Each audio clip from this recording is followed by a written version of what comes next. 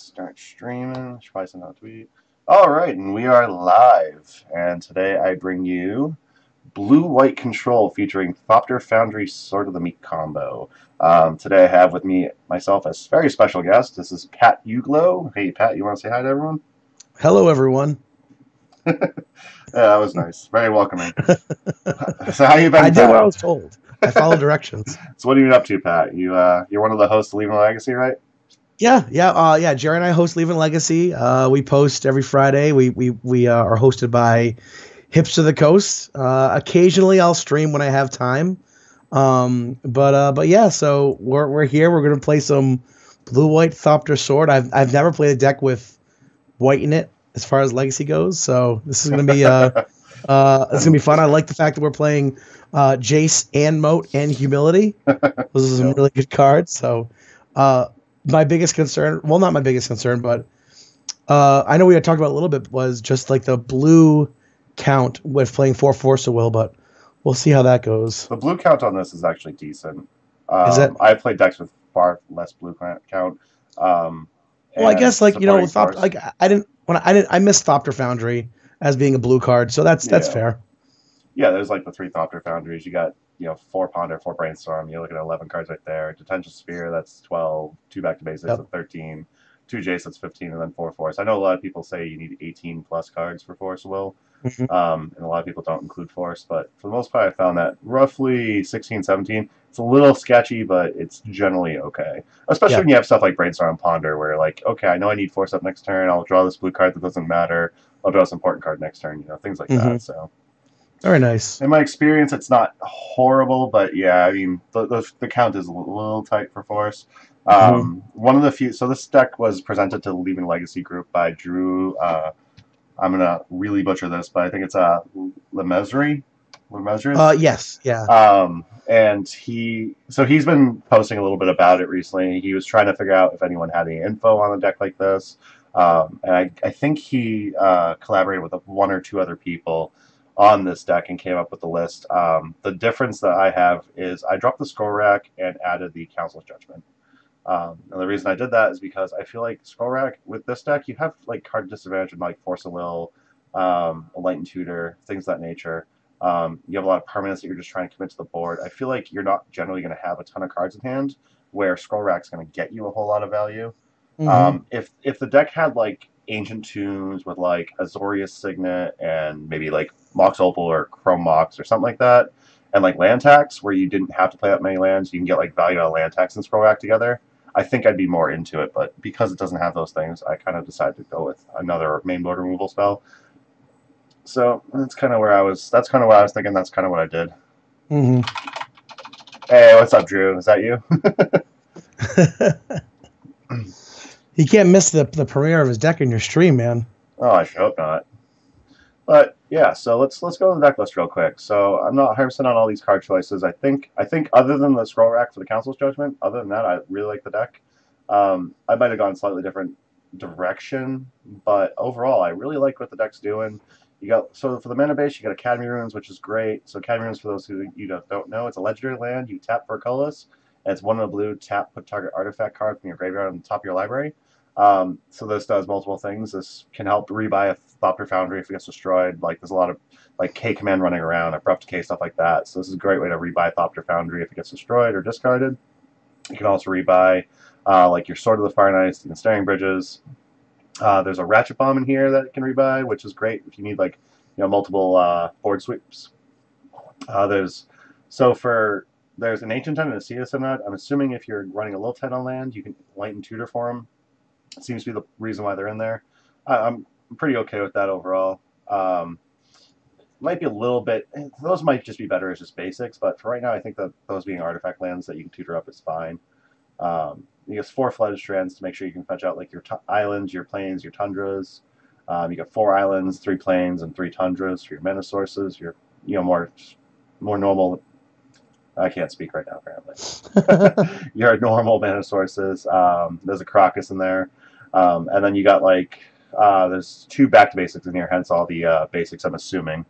So there's two back to basics, non-basic lands, non-tapped turns, controllers. Untap steps, cards great against check pile. This card's okay against like if you're in like a longer grindy game against like Storm, it's okay. It's probably not great otherwise. Great against Delver variants. Great. It's okay against like Maverick. Sometimes against Death and Taxes, they get like a Caracas, Cavern, Port Draw.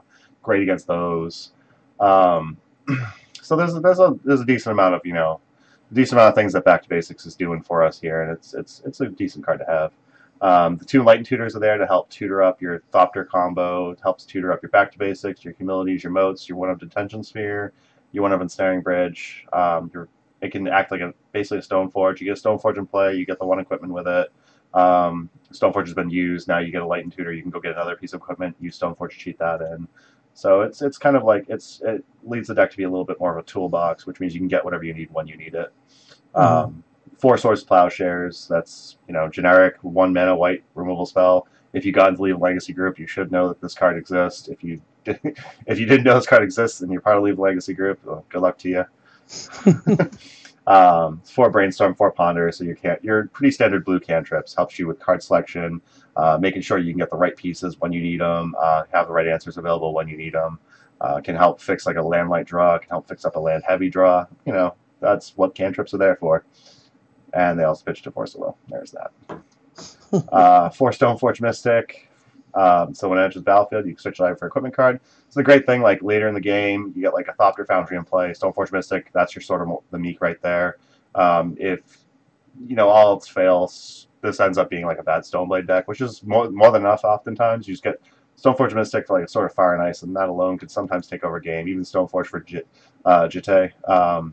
Against Death and Taxes, like Stoneforge and like a Jit in play, it just basically means that the game's over. Ratchet Bomb, again, it's a great generic answer to pretty much any non-land permanent you wouldn't need to answer, like a Planeswalker, artifacts, enchantments, all that. Slower Meek's part of our combo with Thopter Foundry. So the way this combo works is Thopter Foundry is an artifact. It has 1 sacrifice a non-token artifact. Create a 1/1 blue Thopter artifact creature token of flying, you gain a life. So what you do with the combo is you have Thopter Foundry in play, you have Sword of Meek in play, you use 1 mana, sacrifice Sword of the Meek. That goes to your graveyard. And the Thopter Foundry creates a 1/1 blue Thopter with flying. And Sword of the Meek has whenever a 1/1 creature enters the battlefield under your control, you may return it from your graveyard to the battlefield, attach it to that creature. So for each mana you have, you can make a 1/1 blue Thopter and gain a life. So that's how that combo works. Naturally, later in the game, this combo can really easily take over and overwhelm fair decks. It even has some merit when later in the game against a deck like Sneak and Show or something, they get an Emrakul in play. As long as you can do 6 or 7 mana, you can make 7 Thopters a turn. You never die to an Emrakul. You make 1 that can block and 6 others that can be sacrificed. You never go down permanents, and you just go up life and you just block Emrakul for days. So it's a great way to stall out a match like that as well. Then we got the Council's Judgment that I substituted for the Scroll Rack. Council's Judgment is just a very generic, non-land permanent answer. Detention Sphere, again, generic, non-land permanent answer. Ensnaring Bridge, great way to stop aggressive strategies. It says creatures with power greater than the number of cards in your hand can't attack. This also synergizes very well with the Thopter combo because you draw 1 card for a turn. All your Thopters are 1/1s, so every card you draw for turn means you can attack with all your Thopters. You can then play that card, keep your opponent from attacking. So that's going to be very good for defensive in games where we are a little behind on the board, but we get Thopter combo in play. It's going to be a great way where we can close out a game and keep our opponents from dealing those last 2 points of damage if they, for whatever reason, that our life gained from Thopter Foundry doesn't matter. Pair of Humilities, great against Sneak and Show, great against a lot of creature decks. It basically hoses elves. Decent against Death and Taxes. It hoses Sneak and Show, especially. When they show and tell for a 1/1 with no abilities, it's not that Feels impressive. Feels bad. Oh, absolutely. I beat a Gristlebrand from Random with the combo and 5 lands. It was an insane game. I mean, that sounds pretty accurate, especially when you can put a Thopter in front of a Gristlebrand, sack the Thopter before damage. They never gain a life, so it's definitely very good. The one of Moat, again, very good against decks like Elves. A little tricky if they get a Rex Sage out to blow it up, but overall, Moat is going to be very good against decks with Elves. It can be okay against Death and Taxes. You do have to answer their flyers, but Moat and Humility together is basically a hard lock against creature decks. You got a pair of Jace. So Jason Mind Sculptor doesn't, I don't think, need an introduction. If you're here to watch a Legacy stream, you probably know things about Legacy. Jason Mind Sculptor, big staple, great in the Miracles deck, great in like Standstill decks. It's fine in like Stoneblade decks. We're basically a Stoneblade deck. We're basically a Miracle, well, not Miracles, but we're a Blue Eye control deck. So Jason Mind Sculptor's here. I'm not going to really go into his abilities. He's got a lot of them. There's a lot of words there, and I don't like reading. Then we got 4 Force of Will. Again, against fast combo. Sometimes pushing through some like your, our deck's not cheap. A lot of our deck is, got 10 2 drops, 6, 3 drops, 5 4 drops. A lot of decks are going to be tap out. This is basically similar to a tap out control deck. And Force of Will is going to be a great way where we can tap out to put pressure on board. We can tap out to put a lock piece on board, and Force will allow us to push through that lock piece, push through that pressure, and defend ourselves if our opponent tries to kill us afterwards. So that's the main board. Let's go to the sideboard real quick. So the sideboard, I didn't have a sideboard provided when the deck list was provided, but I kind of threw something together with an idea of what blue light controls is going to be looking for. So our graveyard hate, usually I go with like surgicals. We're not running Snapcaster Mage, so I don't like surgical personally as far as that goes. So when you're running Snapcaster Mage, surgical extraction is a great graveyard hate because you can snap surgical. You're hitting multiple pieces with each surgical extraction. So it ends up being very good, It ends up, being able to, like against Dredge, you can answer the Ichorids, then you can answer the Bridge from Blows. Well, I'm not going to lose to Narcomoebas, so at that point, Dredge basically loses. Without Bridge from Blows and Ichorids, they're not going to be able to generate zombies, not going to be able to Dread Return as easily. So that's generally where Snap Surgical would come into play. Because this deck doesn't run Snapcaster Mage, I have a Tormod's Crypt and a Relic of Progenitus. We bring both of those in. Tormod's Crypt gives us like a single turn, just dump your graveyard. Relic of Progenitus gives us the very slow grind of 1 card at a turn, or if we have to hit the oh shit button, we 1 mana, exile it, exile cards from all graveyards and draw a card. Because we have 2 Enlightened Tutor, we basically are running 3 copies of each. So if we're like on the play, and our opponent doesn't go nuts, doesn't go a little nuts, we just go get Relic, do the slow grind. If we're on the draw and our opponent goes really nuts, we can go get like Tormod's Crypt and immediately crack it. A little sketchy, not running things like Surgical or Leyline of the Void against Dredge, but these 2 cards can do just fine. In all fairness, Relic's okay against like Deathrite decks as well. Mostly because we can target ourselves. They try to hit a land of ours. We can just target ourselves real quick, exile that land. We can keep them restricted on mana, keep them restricted on their clock a little bit, and kind of manage a Deathrite that way. Pair of Pithing Needles, or Pithing Needles, apparently I've been pronouncing that incorrectly. Pair of Pithing Needles, great for opposing Planeswalkers, great for opposing abilities, like if we're worried about, I guess we're not really worried about Wasteland so much, but like, I guess like Green-Black Depths would probably want this for like their combo, mostly because Swords to Plowshares is like a great answer to Merit Lage, but it's also a miserable answer to Merit Lage. When you're swinging with like, 1/2 Stoneforge Mystic or a bunch of 1/1 Thopters, letting them gain 20 life increases your clock significantly. So generally, if you can just stop them from making a Merit Lage, it's much better than having the Swords to Plowshares a Merit Lage. Hydroblast, because I feel like Burn, we're going to need an early answer. It's also decent against Check Pilot, who's going to be trying to use Kolaghan's Command to, shatter one of our artifacts and possibly hit us for 2, maybe making us discard a card. Hydroblast is going to be a great way to fight that. Flusterstorm's for like combo. It's also for like, the control matchup. Flusterstorm is the end-all be-all of counterspells as far as control matchups go. If I need to force something through, you try and force it, you try and counterspell it, my Flusterstorm then wins the battle. Another 2 Council's Judgment. Again, Planeswalkers I think are a little tough to fight. So I wanted like the generic Council's Judgments for answers for those. So mostly Council's Judgment's going to be answering Planeswalkers. It could again answer like enchantments that are problematic. It could answer like a Leyline of the Void, a Rest in Peace that shuts down our combo. Council's Judgment can also answer like hard to answer creatures like True Name Nemesis, stuff like that. Like True Name's going to be a little bit tough for us. Like you get a True Name with a Jedi on it or whatever, and that makes it a little bit more miserable for the combo to work.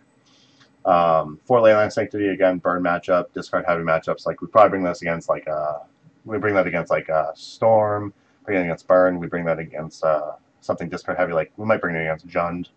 Pair of Supreme Verdicts, great for creature decks that go wide.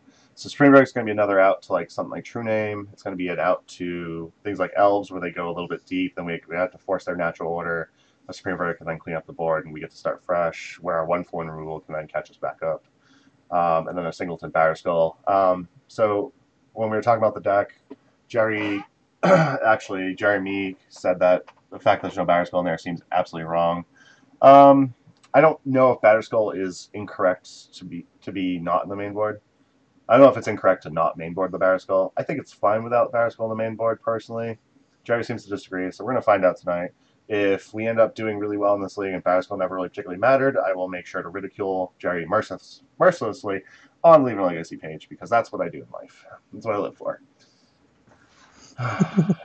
There's possibility, actually, we could have even turned this into a semi-Planeswalker control deck. There could be a couple other options go for the sideboard. Add some like Gideon the Trials, add some like Gideon Ally of Zendikar. There could be like, I almost tried a Narset instead of the Council's Judgment. Narset Transcendent. So Narset Transcendent, Planeswalker, 2 colorless, blue-white. +1 is reveal a top card of your library if it's a non-creature, non-land card, I think. Or if it's a non-creature, non-creature, non-land, you reveal it and put it in your hand. -2 is the next instant sorcery you cast gets rebound. And then her -9, she starts like 6 or something like that, ridiculous. Her -9 is opponents can't cast non-creature spells. So that was always a card I was surprised never took off in Legacy. The problem is she doesn't actually defend herself. So the turn you play Jace, you can bounce a creature if you have to. Right. The turn you play like an Elspeth, you make a token, you can block. The turn you play like a Gideon, you make a 2/2 knight. The turn you play Liliana, she makes them sacrifice a creature or nerfs a creature, whatever. I think that's part of what Narset's problem is. You need to have a solid control over the board before she even becomes relevant. And I think that's the problem with Narset. I think in this deck she might have been okay to add, and I actually am kind of curious if Narset would be a correct add, even just out of the board. And then I did like the math out, and I was like, the main places Narset's going to be good is against like Miracles. They run like all the Unexpectedly Absent, all the Council's Judgments. So I don't foresee her lasting very long on the board against Miracles, where she'd be like one of the best cards you can have. Because like the moment you ultimate her, like Miracles, just like, okay, I can play a Mentor and then like poop myself. Like, that's not great. So I'm not 100% positive how much I like Narset, but I would like to. I am very curious if a Narset Transcendent would be great in here, and I would be willing to test one at some point. But this is where the deck is. This one went a little bit longer than my last few deck techs, just because it's new deck to me, new deck to anyone that would be a normal viewer. Hey, Anthony Rufino, how you doing? How do I feel about Tezzeret the Seeker? Tezzeret the Seeker could definitely be an option. It gives you like that tutor effect, which is nice. The 5 mana is a little steep, I think. I think before running Tezzeret the Seeker, I'd be more apt to splash black for Tezzeret Agent of Bolas instead. I think if I was to go any other direction with this deck, though, I'd probably have some number of land tax with Scroll Rack in here, make it almost like a Parfait type style. I probably wouldn't have Rest in Peace Energy Field combo, but I would definitely have like Ancient Tombs, Azoria Signet, maybe Mox Opal, be a little bit more artifact based, and have like land tax Scroll Rack, just to give you like that insane card advantage. And since you are off Ancient Tombs and artifact now, you don't need that many lands, so your land tax is pretty much always going to be relevant. I think that's the only other direction I would go with this deck, if anything. All right. If you're ready, Pat, I'm ready. Yeah, let's do it. All right, let's do this. Let's see how bad we can punch our way through this league together. I have faith in us. It's going to be a puntastic stream. Not puntastic, puntastic. Yeah, no, I'm a pun appreciator, but I'm not a pun proliferator. You know what I mean? Yeah, I wouldn't be a pun proliferator either.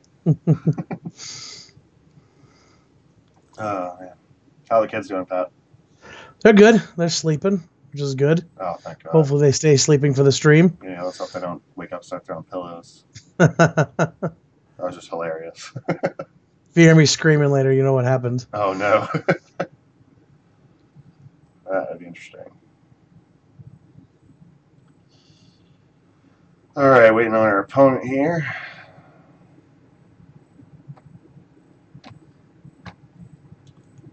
Oh, boy. Come on, opponent. Come to us. Actually, when I signed up for this league, it looked like there was only like 200-something players currently active, which I know doesn't really mean much, but it's way less than there normally are active. Yeah. That's unfortunate.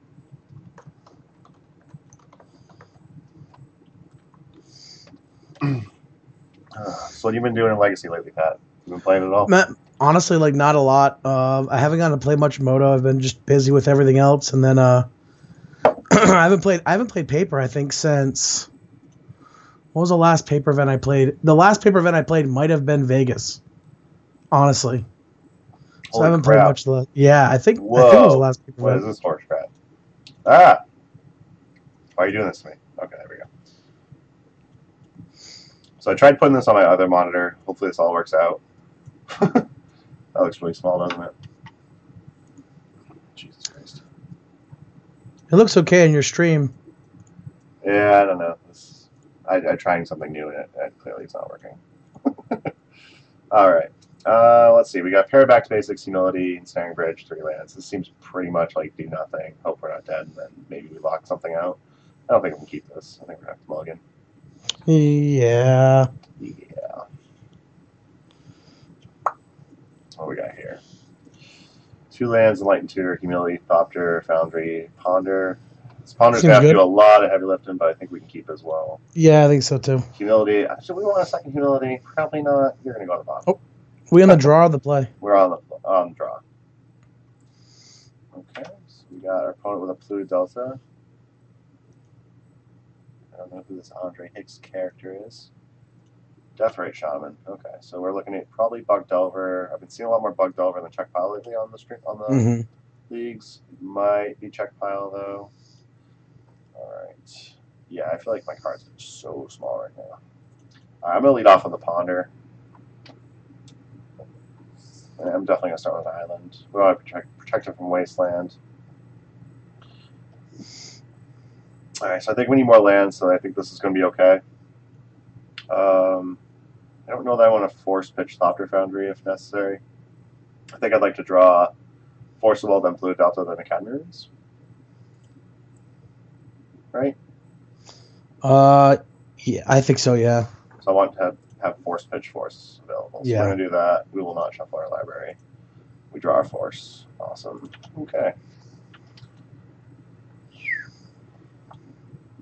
I'm sure I don't think there's a ton of stuff we're worried about coming out of Grixis Delver or Bug Delver for that matter. Yeah.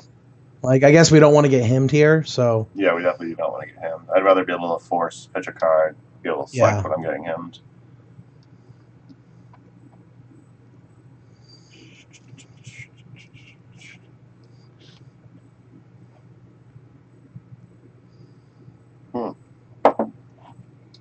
So our opponent's going into combat before doing anything else. I don't know if that was an accident. I know I hit okay usually.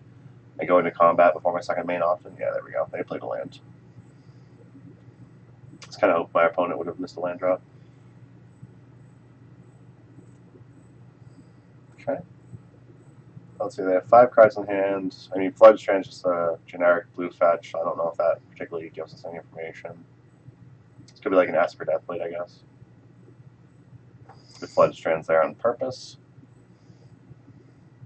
Bulk, so we're probably looking at Grixis Delver. We might still be looking at Check File. Young Pyromancer, so we're looking at Grixis Delver. Yeah. So I'm actually tempted to force this because I'd rather it not resolve. If they want to use Daze to push it through, like I'm fine with Daze hitting before Young Pyromancer hits. But it's one less token they're going to make. If they have to force back, I'm actually okay with that as well. Yeah, it seems even better. Yeah, unfortunately they didn't have to force back. They had Daze. I smelled you coming, Daze. Yeah, that was going to happen, right? Yeah. Like, some Polluted Delta. Kind of wish we had Delta to fetch out the basic balance so we can get basic planes here. So I don't know if we jam I don't think we jam Thopter Foundry here. I do think we want to use this Enlightened Tutor at some point though. Maybe end of their turn. Yeah, I think we leave up Delta and barring them dropping Wasteland, we might want to just play Enlightened Tutor. Yeah, absolutely. What's your first target for that? I mean, in this matchup, I think we probably want. In this matchup, I think we want to get just Soiler Meek to try and get Thopter Sword online. It's like main board, like Grixis Delver doesn't generally run like, stuff like Abrupt Decay, and they don't really run K command. No, you shouldn't see any of either of those out of them. Yeah, so I'd be more concerned with seeing something like they're going to have like stuff like Fatal Push, which I'm not really too scared of. Like, would you not want to see Back to Basics? Back to Basics might not be bad. They have the Death Rite, which makes it a little less good, but yeah, Back to Basics is probably fine. It just sucks. We'd have to fetch out a Tundra for this, and we have Caracas, which means we'll be stuck to 1 mana as well. They're going to be way more mana efficient than we are on 1 mana, so true. I don't think I want the Back to Basics here. So maybe if they hadn't played the Death Rite, maybe Back to Basics would have been the play. Yeah, perhaps the Death Rite, Back to Basics is probably the play. If they weren't like right now there's 2 fetch lands, I would put a 3rd fetch land in the graveyard. They're a 1 and 2 mana deck. They have Young Pyromancer on board already. I don't think we can afford to mess around with Back to Basics right now. Yeah. Humility's not great, but a Moat would be great if we can draw the land for it and resolve it. Yeah. We do need to answer this Death Rite eventually, though. So end of turn, I'm going to try and fetch. We're going to see if we can get a Tundra. I think I'm just going to go for Sword of the Meek, honestly.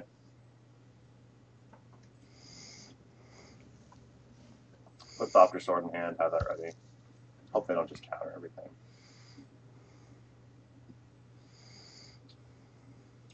It's going to be nice that we can play around days for all of this. I can't see. Is that Sword of the Meek? Please tell me that's Sword of the Meek. You can drag that window bigger, too, if you need to. Yeah, good call. So I'm going to play out the Thopter Foundry first, mostly because... Yeah, I guess we'll just tap like that. Play out the Thopter Foundry first because Sword of the Meek, if they like him us or something, Sword of the Meek will just come back into play as long as we have something to sack to Thopter Foundry. So I'm going to play this first. Hopefully they don't just have Force here. If they have Force here, it's going to make me sad.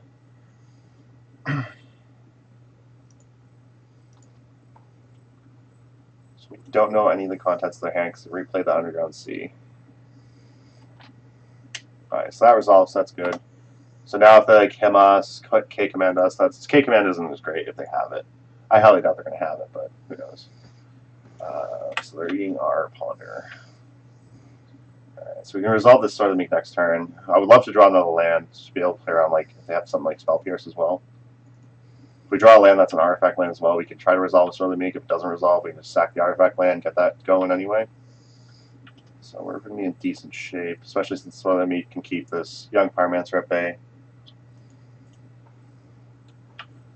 Pondar.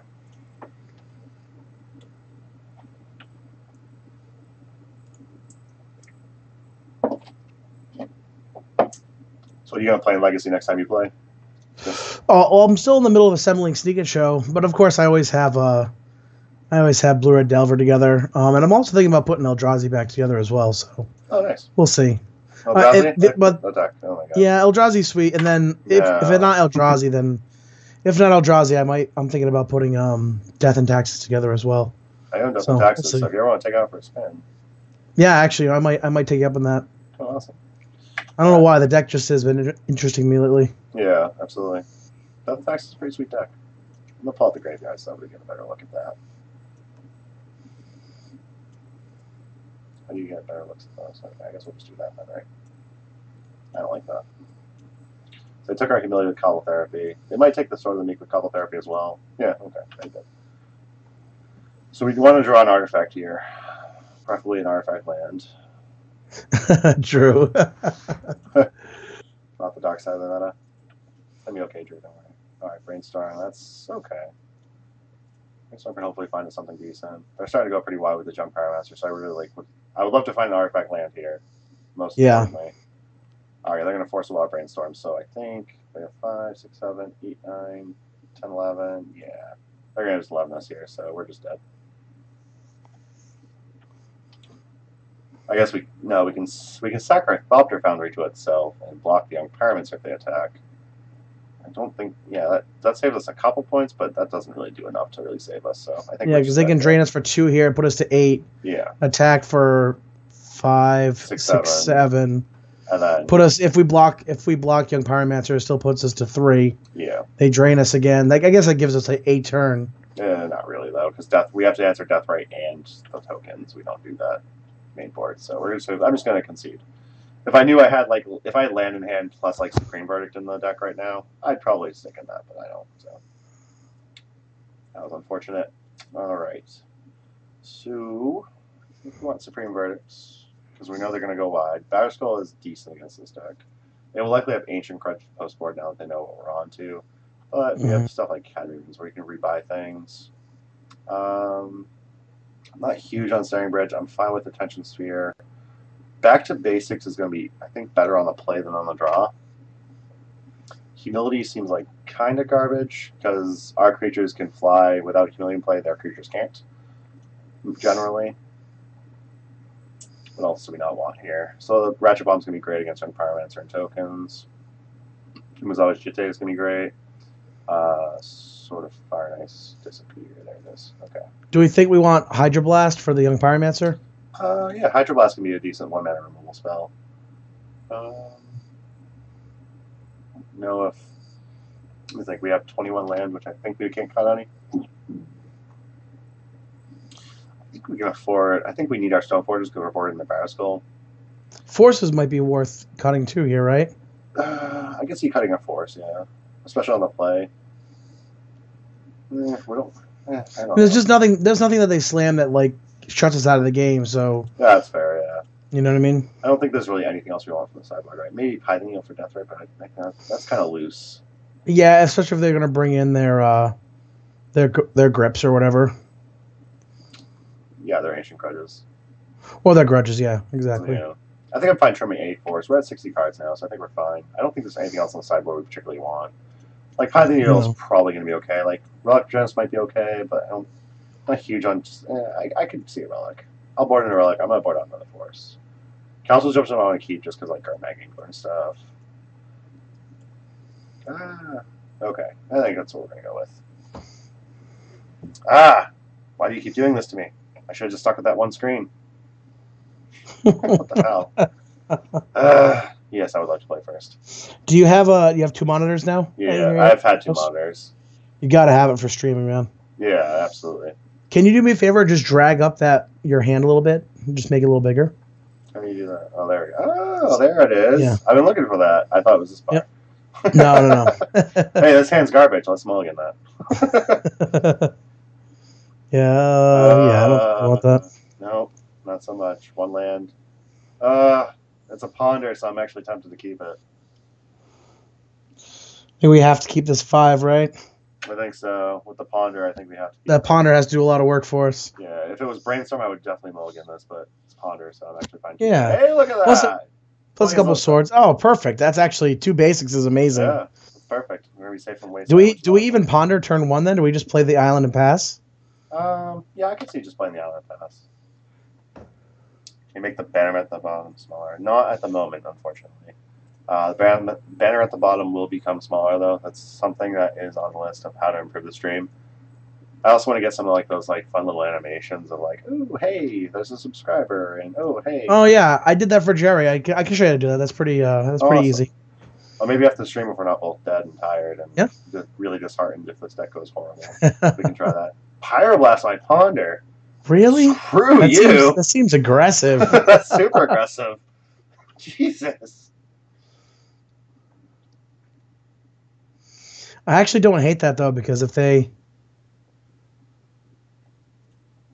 I guess we're on double swords tensions, right? Yeah. That's probably fine. Yeah, I was supposed to hang out with Zach soon to figure out a lot of that stuff as well, but unfortunately I didn't. I haven't gotten around to that yet. But Zach's good time, so I definitely gotta see Zach soon. Now, do we want to main phase swords to play around days, or do we want to just? I'm gonna do a swords now before this ponder resolves. This ponder's 1 less blue card in hand in case they have force. They have days like that sucks. But yeah. We have another swords. We have potential for, so I'm fine with that.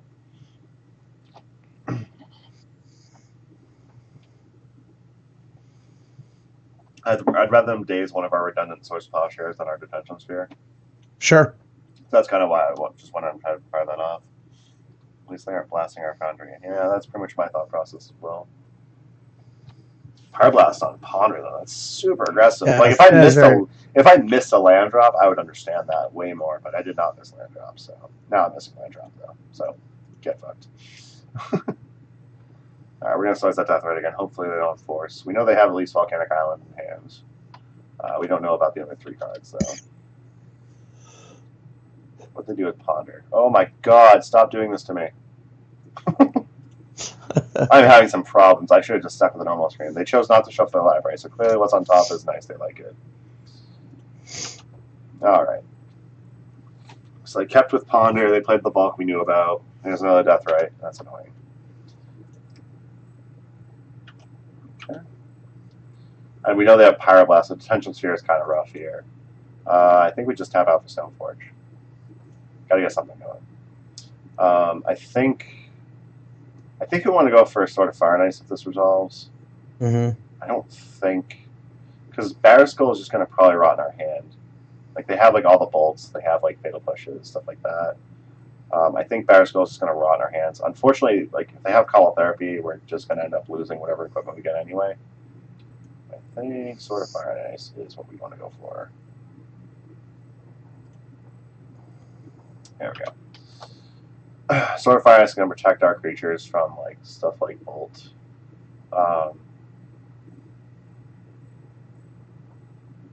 It's very good against Young Pyromancer. Fork Bolt. Okay, good. I pretty much figured that we were going to lose our Stoneforge, so Barraskull seemed really bad. Yeah.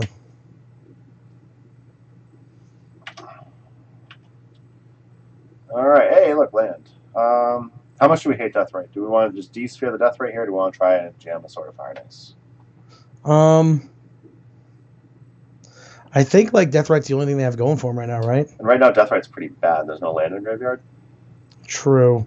So I don't know if we just try to resolve a Sword of Fire and Ice here. Yeah, maybe we just hit the sword, and if they force that, then maybe we can slam mode if we had a land drop. Yeah, that's fair.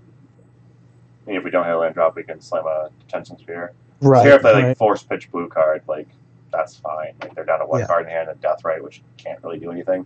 They don't have black sources, no lands to eat to leverage mana. Okay.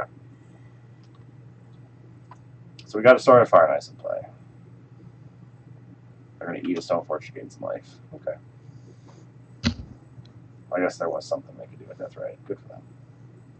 Good for you, opponent. Good for you. Hope you're proud. Hope your parents are proud too. Oh, Deathrite's getting in the red zone. They're sending a message. Message received, opponent. Message received. Not like go on the aggro playing with Deathrite. Hey, Young Pyromancer. Here's a better Detention Sphere target. Flooded Strands. That'll turn on a Deathrite, but it will also shut down a Young Pyromancer. I don't think they have any answers to this card. Do we want to just get a second basic planes just to be safe? Probably. We haven't seen a Wasteland on this deck yet, but we know we have them, so they have them. So. All right, let's get a moat down. Hope they don't have Daze. Hope they don't have Force. Yeah, they have Force. I just lost a life, so. There's a Force of Will. They pitched a Force of Will. They have one card in hand. And there goes a moat. So now they have food for Deathrite. Unfortunate. Death by Squire. I hope not, Drew. For the love of God, I hope not. Death by Squire is very painful. We've been trading pretty well with resources, so that's nice. Ponder is pretty good.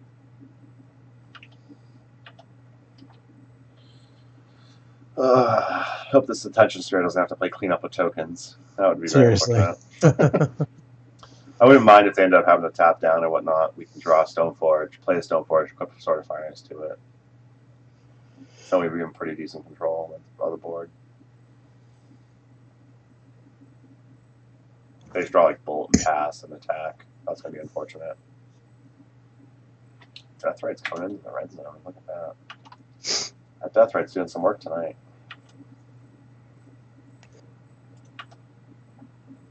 Worth noting, they don't have access to black mana right now. Pithing Needle. Pithing Needle. Whatever. Damn it. That's a Sword of Fire and Ice name, I'm assuming.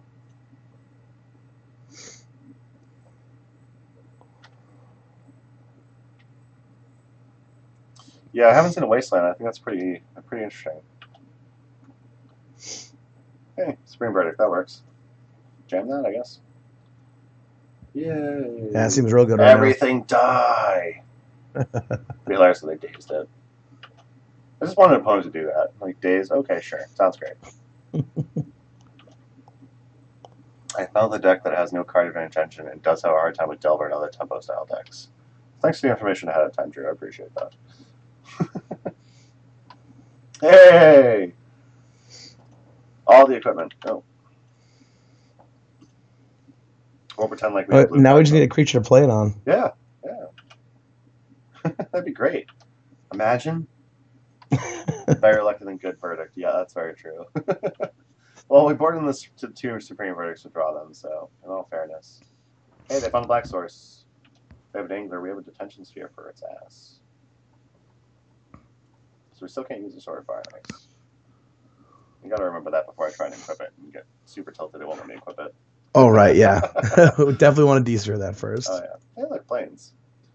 So the event we do draw a creature next turn, or some way to make a creature, do we want to de-sphere the Pithing Needle now, or do we want to wait and see if like what they play? I think we want to wait. Yeah. Because we can still like Stoneforge, equip like a Jit to it, and then play a de-sphere, eat Piling Needle, equip like a Sword of Fire and Ice to it. So we have the mana to actually do all that stuff in one turn, so I think I'm okay holding it. What is Sophie to equip? 2? Yes. Same for Jita, right? 2. Yes, they're both 2. Now we have Academy Runes, which is nice. Any artifacts we draw? Hey! Hi. Hi, everybody. That's my wife, Kate. Or Hey, you may Kate. know her, Katie Bates. Beauty Callissus, or whatever crazy name she has. Hey, look, Wasteland. We found a Wasteland. Okay. You may have my Academy Runes if that's all you're doing. I don't care. Brainstorm. Pyroblast. Ready? Ready? Wait for it. Oh, no! Hey, Jace! But we don't have any way to resolve it. I think we just chop Jace, then de-sphere below, right? Yeah, I think that's correct. That's kind of what my thought process was. I would like to find another land, personally, to be able to like resolve a Jace and hold up Hydroblast in case they have another Pyroblast.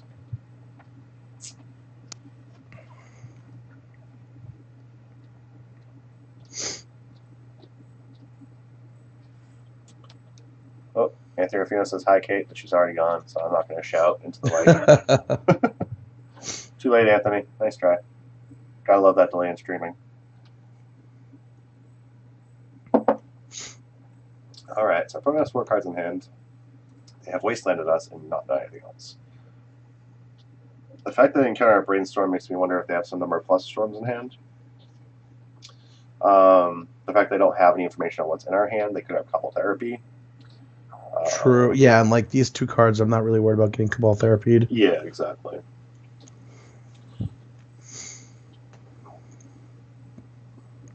Wondering what else they could have in hand if they're not playing.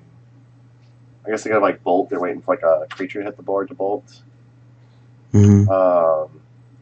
So I think, do we just jam Jace here, or we wait a turn until we can like Jace hold up Hydroblast? Because like another thing I'm worried about is Pyroblast. Now we have a lot of lands. I can see my opponent not Pyroblasting on Brainstorm, but waiting for something else for Pyroblast. Yeah. It's probably just worth pondering here, right? Yeah, I think so. I'm actually kind of tempted to just draw the D-Sphere, answer the Pithing Needle now. Okay, so that's pretty good. Council Judgment just flat out answers Pithing Needle, which is nice. Yep. I think I'm fine D-Sphering the Pithing Needle, though. Having them, if they have Red Blast, having them use it on the D-Sphere. I kind of want to draw the... Yeah, like just kind of bait out the Red Blast. Yeah, I kind of want to draw the Enlightened Tutor, and if they tap out, be able to go get a Back to Basics, and just gem that since we're on all basics. Yep. So I think I'm going to go D-Sphere, Judgment, Tutor, draw the Tutor, and then just hold that up. And we can also hold up Hydroblast when we're at it. Right. At least if next turn we jam like a Back to Basics, so we do have Hydroblast. Hydroblast can fight that, so that's nice.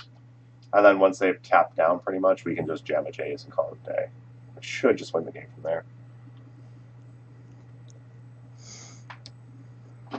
Like the only thing that I'd be worried about at this point is like a Gurmag Angler. Yeah. And if we don't have to... I mean, if they don't tap down here, which they haven't, and they just play the fetch line, I don't think we E-Tutor here. So I think like we just draw the Council's Judgment. We could. Oh no, you're right because we don't want to shuffle away the Council's Judgment. That's true. Yeah, like I'd rather draw the Council's Judgment than not. Yeah. I think I'm okay. Just do we want to jam a Jace here? So we can jam Jace and have no on. counterspell backup, right? Yeah. Or we can play Council's Judgment and try to get rid of the Pithing Needle, and maybe we'll draw some of their. Yeah, If they have. Well, you know what we could do is if we wanted to play Enlightened Tutor and bait out a counterspell, and if they counterspell it, we'll be able to play Jace behind it. Yeah. You know what I mean? Well, I guess here we have Council's Judgment. We have one up for Hydroblast. We have one up for Enlightened Tutor. Mm-hmm. I mean, Hydroblast that does give us right more. Now, doesn't particularly matter. But okay, so Council's Judgment instead of the Pithing Eagle. It's probably a one of. It might be a 2 of in their deck. I'm assuming it's going to be a 1 of, so we shouldn't have to worry about future Pithing Eagles, which is nice. I hope our opponent taps out for something here. So I'd love to E-Tutor for Back to Basics. Therapy. I don't. Yeah, that'd be very nice. They're clearly not going to E-Tutor. They have no information about what's in their hand, right? Yeah, because we brainstormed. They might know about the Hydroblast, but I don't think they know about anything else. I don't think they've probed us or anything, so I don't think they know about anything in our hand. So they named Source Plowshares. Chances are they have a creature in hand. So they're trying to clear out any swords before a sword can hit. I'd have to assume they're going to have a Young Pyromancer in hand if they did that. Oh, if they do, that'd be great. Yeah, that would be awesome.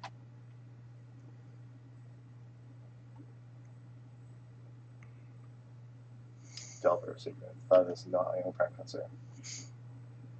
I'm going to sack that to flashback. Yeah. Okay. Well, they have 2 mana taps. I'm going to Enlighten Tutor. I'm going to get it back to basics. Yeah, I like that. Because now they're stuck on 2 mana. They still have a red source up, but they try to they know about a Hydroblast. They're not just going to try and Pyroblast without some other backup, most likely. But yeah, I'm fine with getting it back to basics here. I could see getting like a See This Synod if we wanted that extra blue mana. I think back to basics is going to be better here, though. Okay. Okay.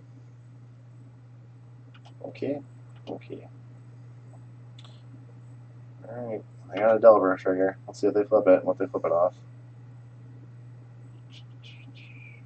Oh, they flip Delvers like Jerry. We're in luck. So now we just Jace bounce Delver. Yeah. Right? Ideally, we'll draw a blue source, then Jace bounce Delver, but yeah.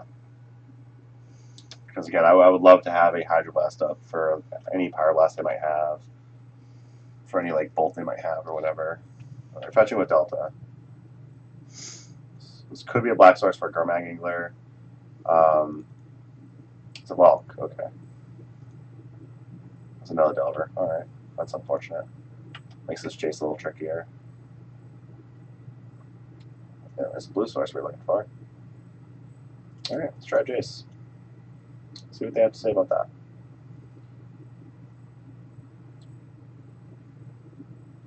Jace on the board of 2 Delvers is not really ideal, but I think we have to at least try and get a Brainstorm out of it. Okay, they're going to force it, which we have no way to fight. So that's unfortunate.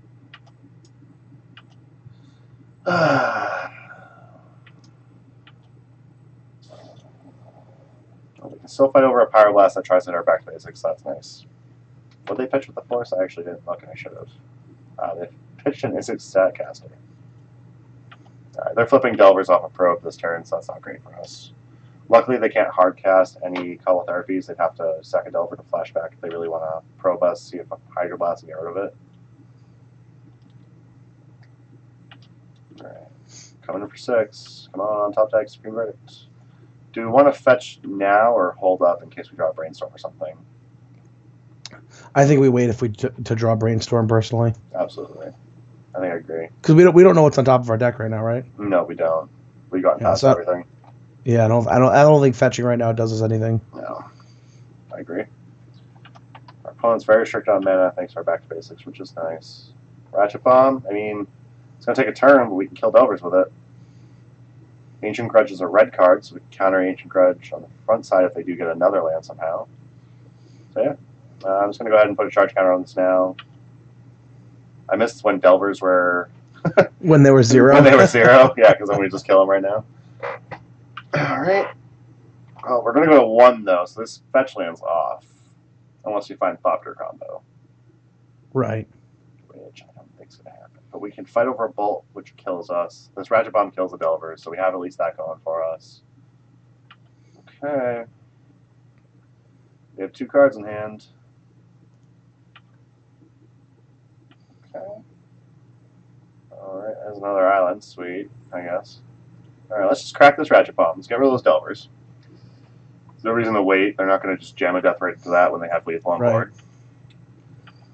Alright, if they jam a death right, they also have to attack us, which is nice. So we have 35 cards left in our deck. We should have a lot of gas left. This fetch land is dead to us.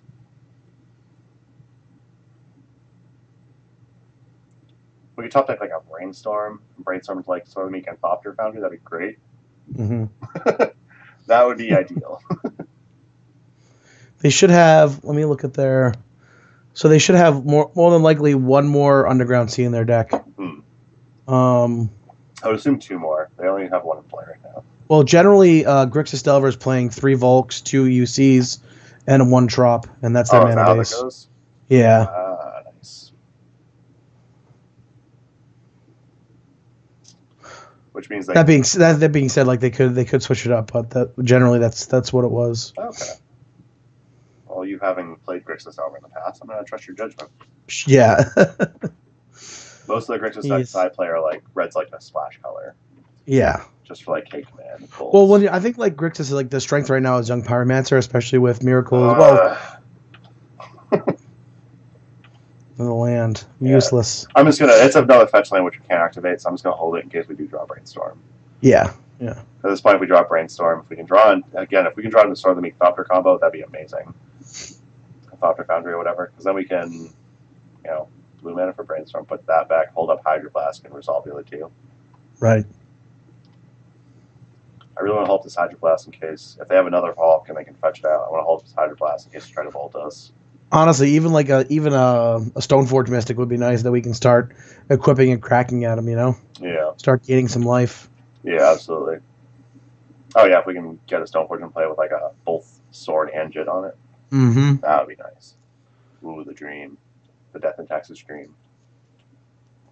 Not Stoneforge, more so a Mirror Crusader because that thing just punches hard when it gets equipment. Punches so hard, it's great. Turn 18. I thought we were playing Legacy, man. Legacy's a fast format. It'd be great if they try to Wasteland my Delta to see if I crack it in response. Yeah, like a Tundra. They just played Wasteland. I don't see any reason to play this Tundra. I guess if they get... No, that's not a thing. I think I'm going to hold the Tundra. I'm going to hold the Tundra for when I need that mana. Yeah. There's no reason to play it right now.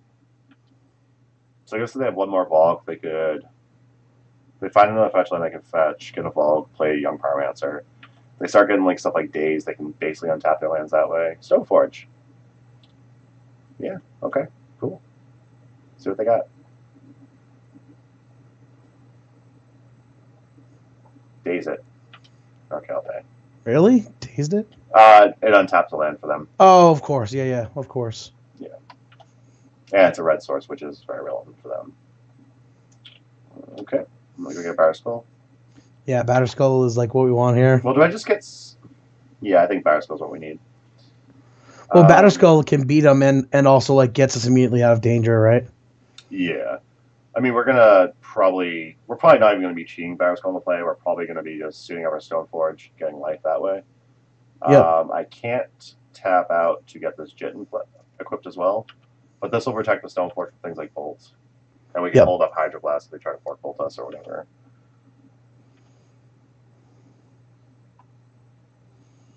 But I gotta hold up at least one of these. They just return a Valk to their hands. So if they replay Valk, they try to bolt us. We need to be able to Hydroblast that.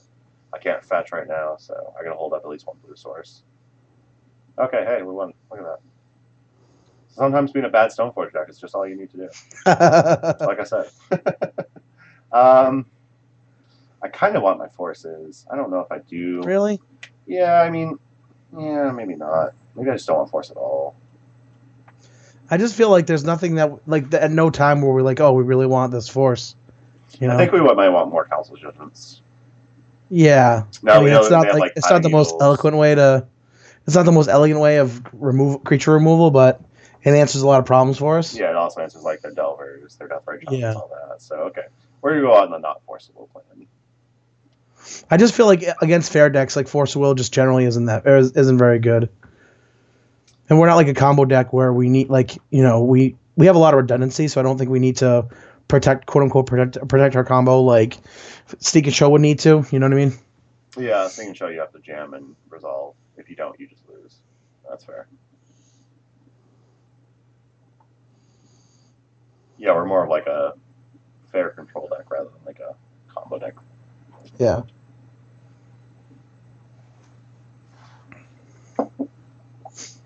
Hey, apparently Phil Gallagher on Death and Taxes went live. What's that? Apparently Phil Gallagher on Death and Taxes went Oh, live. nice. Yeah, he was. We had him on the cast. Yeah, I know. He's great. Yeah, he's a good guy.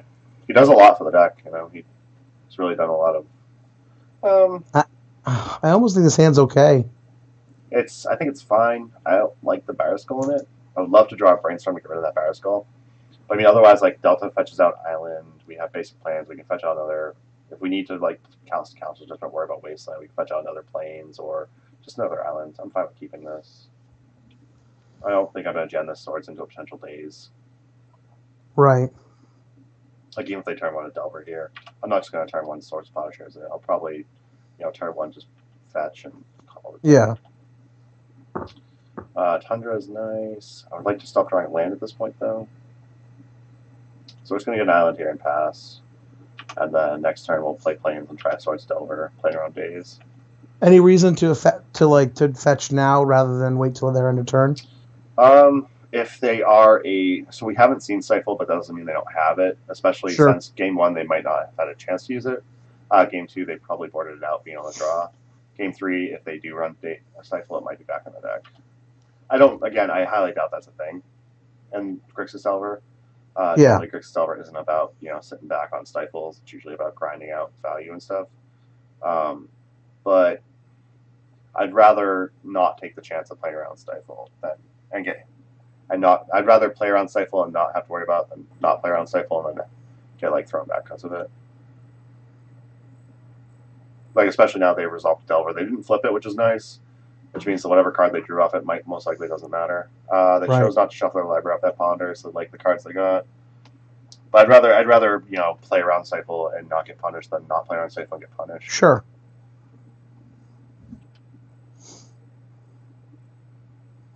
Especially if we just get Stifle there now, we're not playing around Daze at all. Ooh, back to basics. I like you. I'm just gonna Swords here. Any reason to wait? I don't think so. I mean, do we possibly wait until they? No, I don't think we have a reason to wait. Yeah. Right. Unless you really want to see what's the card that's on top of their deck. We could do it in their upkeep when they reveal. Them gaining extra life, I don't really particularly care much for. Yeah, that's the flip side of it, right? So, granted, if we're gonna win, it's gonna be going wide with Thopters generally, or going large with equipment. So I don't think that particularly matters. But I'd rather not if they get to flip and they see that they have they pondered, they know their top 2 cards. Right, exactly. That probably flipping. I don't know if the information on what their top 2 cards are really matters to us. So do you want to just play out Flooded Strand and probably fetch what? Probably fetching Basic Island off that. Basic Island and then just slam back to basics? Yeah, I think there's merit to do that, yeah. Well, we could wait for the second land drop, for the other land drop, and be able to hold up Hydro Blast if they red blasted or whatever. Yeah, that's fair. Right now their Volcanic Island's tapped. If they have to go fetch out another Volcanic Island to red blast it, I'm actually not too horribly upset about that. Because now they just have 2 Volcanic Islands tapped. Mm-hmm. But I think holding up Hydro Blast is worth it, though, because they have to answer back to basics so they lose. Right. Because we can eventually, a Delver is not going to beat us in general. In general, our draws are probably going to beat us in this matchup, quite frankly. Anthony Ruffino, Kate gives you her love, and she tells you you owe her a drink. I texted her, passed along the message that she wasn't here for. Let's see what our opponent does here.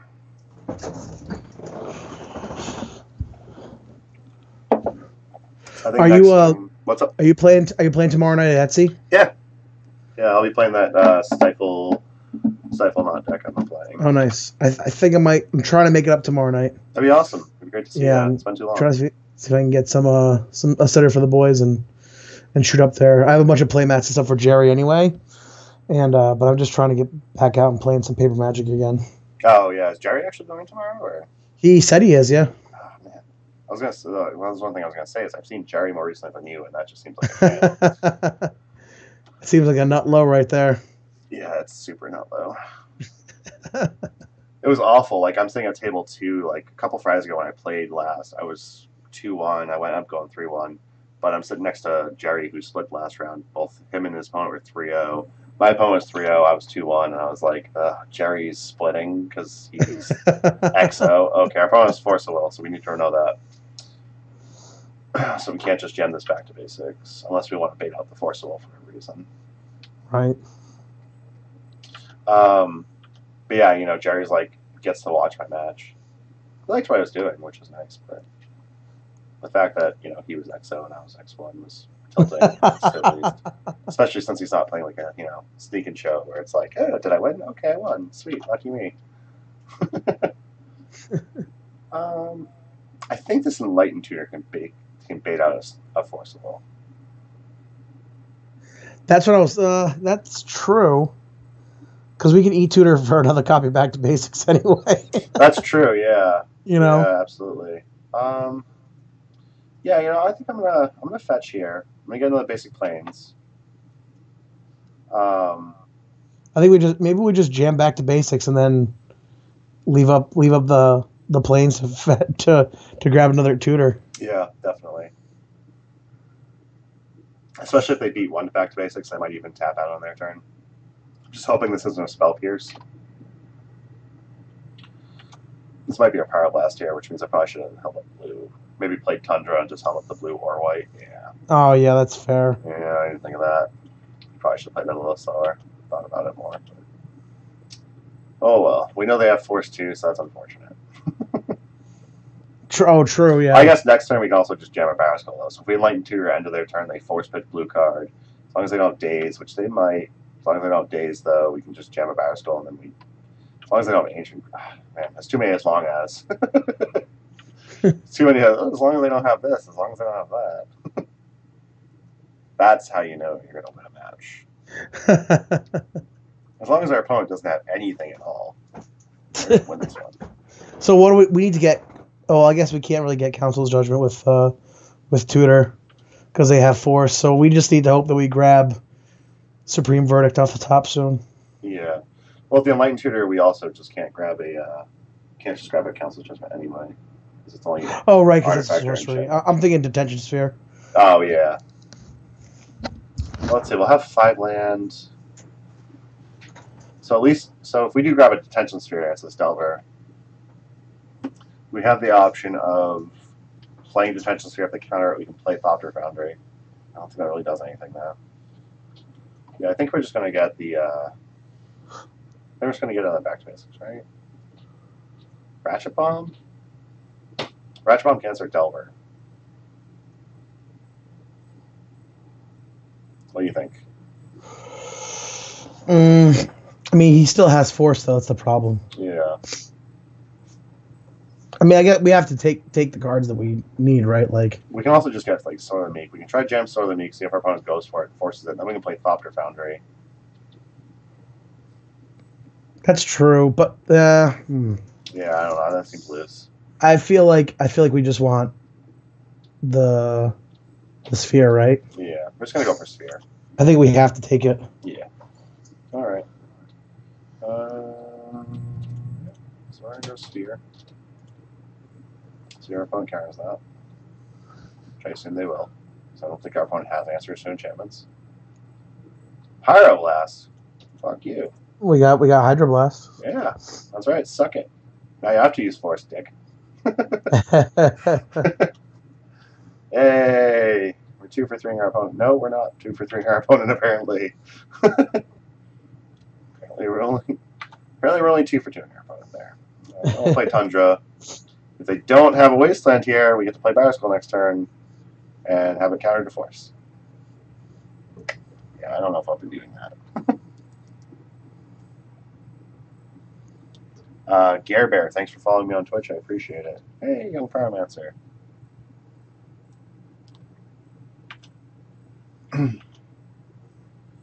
Ancient Time. Yeah. Really want to sort of leak now.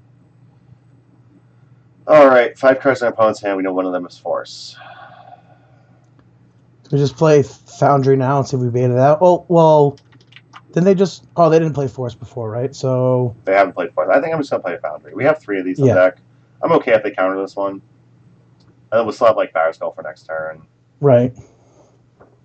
So if they, like, Force pick blue card here, they'll be down to 3 cards in hand. They get 1 token. I'm fine with that. I'd rather resolve a Batterskull Skull personally, especially with redundant Thopter Foundries with, like, enlightened computers. I can go get them. Okay, they didn't counter it, so that's cool. So if they attack a Young Pyromancer, we can actually use a mana, sack our Ancient Den, make a token, block it. Oh, nice. So that's actually kind of neat.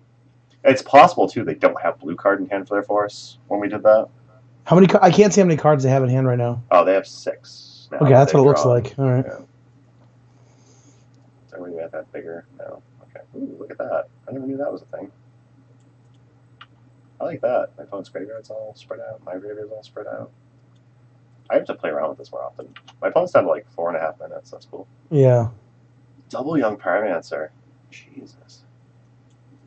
Oh, they know about the Thopter Foundry. Look at that. Oh, opponent's pretty smart. Ooh. Pretty smart. Ooh, he's candy. Sword of the Meek. Yes. That's what we're in this game for. Go ahead and force Slam it. Fine. Slam it. Damn it. Yeah, jab that force. That's cool. Yeah, that's cool. That's cool. Yeah, I'll yield to those triggers. That's fine. We're going to make lots of tokens. Don't worry about it. Nothing to see here, bro. So we're going to sacrifice this to create a 1/1 blue Thop. We will always yield to this trigger. Yes. Oh, there's probably an always yield yes to that, isn't there? Alright, we're just going to go ahead and do this a bunch.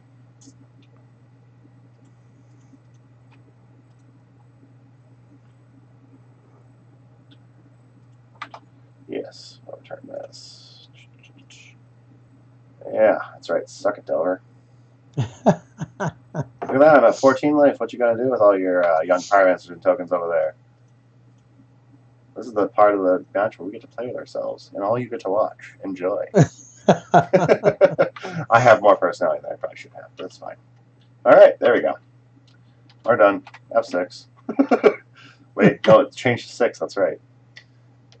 Forgot MTGO reset the hotkeys recently. Just a heads up, Pat, for when you play next. It's actually funny because when I first signed up for MTGO... Oh, no! Can I sack their Pithing Needle to my Thopter Foundry? No? I'm glad I did all that during our turn. It'd be hilarious if I just top deck like a Council's Judgment here, though. Thopter Foundry, that's so rude. Sorry, my 2/3 Thopters can block pretty well. We also have a Batterskull, which will just be a problem. I think I want to resolve Batterskull now. Yeah, I think so. And then hold up the Council's Judgment. So if they force Batterskull, I'm okay with that. If they force Council's Judgment, that would answer the Pithing Needle. I'm not okay with that. Pithing Needle. Ooh, I think that force is just stranded in hand right now. There's no way they don't force, right? Right. I think we just attack with everything. So our Batterskull is just way better than these. We're not dead next turn either. Yeah, exactly. Yeah, I don't see a reason why we don't attack here. Especially with the clock, we're at like 420 for clock, so yeah, well, at like you got to push the pace a little bit. Yeah. What do you think, Drew? Your deck's starting to work out here. Hey, deck's 1-0. It's only taken the full 50 minutes to win a match. I know, right? Hey, we still won with our opponent with more time on the clock than us, and they were a Delver absolutely. deck.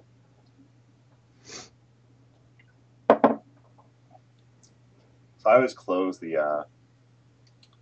chat, but I wonder how tilted my opponent was. I didn't see any updates that they were trying. I thought that was a pretty fair, it was a pretty good match. And no, there wasn't any uninteractive Magic. Everyone had decisions to make. So what more can you ask than that? Yeah. I think the only time you can get salty about a game of Magic is if you're not able to the decisions you make in a match don't matter, then it doesn't feel like much fun. You know what I mean? Yeah, that's fair. Because there are some games where you just never get to make a decision. I feel like when the games go along like that and there's a lot of back and forth, at least it's worth playing, Yeah, that's fair. I definitely don't think they had another blue card for that force the whole time. I know they which is crazy and whatnot, but I think aside from that Ponder they drew in cast, I don't think they had another blue card at any point in time. Oh my god, this is killing me. Why did I switch screens? What was I thinking? Yeah, we're gonna play first. Why not? I like playing first. Yeah, Sans garbage. We draw no land. This hand's like gas, but yeah, this hand's garbage. I'm mulling that. I'm fine with this hand. Can jam through a turn 2 Stoneforge. We can. We really want to get funny. We can Enlighten Tutor, end of their turn. Get a Thopter Foundry. Turn 2 Stoneforge for a Sword of the Meek. If all goes well, we'll be good.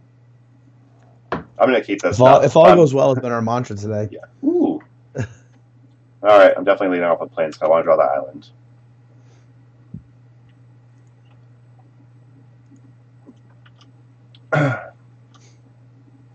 Yeah, if all goes well, it's definitely been the mantra. Well, in all fairness, we're playing a deck we're not familiar with.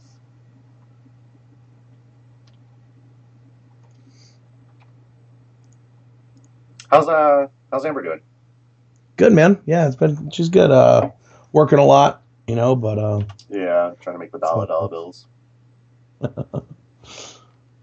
Okay, another Grixis Delver. Yeah, this one might be check pile. Who knows? I keep saying that, but yeah, check pile is not the prevalent deck on Moto right now. Clearly not. Deathrite's the deck on Moto right now.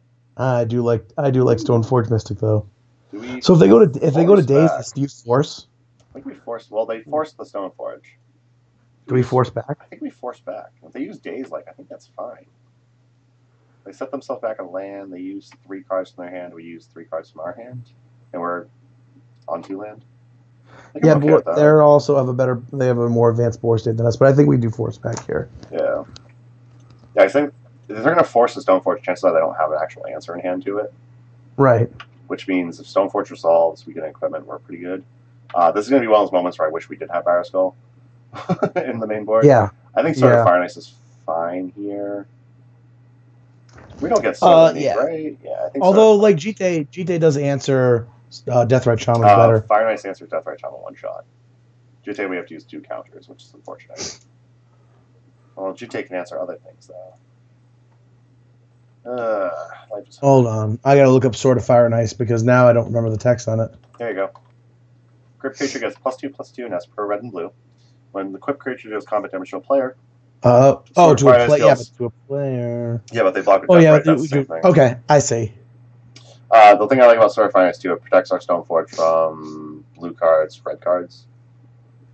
It's just also like a really cool looking sword. Yeah, I know, right? We're gonna choose this card. Whatever. We're gonna go with it. Sword of Fire and Ice I like also. It's very easy to cast, and once it's equipped, like Bolt, Cake Command, stuff like that, can't answer the creature. Like Cake Command can shatter the sword, but it can't answer the creature at the same time. I was tempted to go for Sword of the Meek because then we could just Enlighten Tutor for Thopter Foundry on our right. Alright, so opponent's casting Ponder. Again, this is likely going to be another Grixis, maybe Bug Delver. If it's Bug Delver, they'll have stuff like Abrupt Decay that can answer our Stoneforge and our equipment. If it's Grixis Delver, again, they won't have those. They will have Cobble Therapy, which can rip them out of our hand. And if this is check pile, they might have some number of Thoughtseize. They likely will have Hymn to Torok. And K Command's really good against Stoneforge decks. Mm.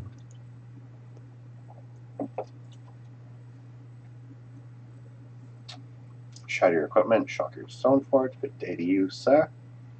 I've had that happen way too many times. It hurts. It hurts, Pat. Alright, going for a volcanic island. I'm going to assume we're going to see a bolt here. It may end up being another Ponder. So they're digging. They need an answer to the Stoneforge.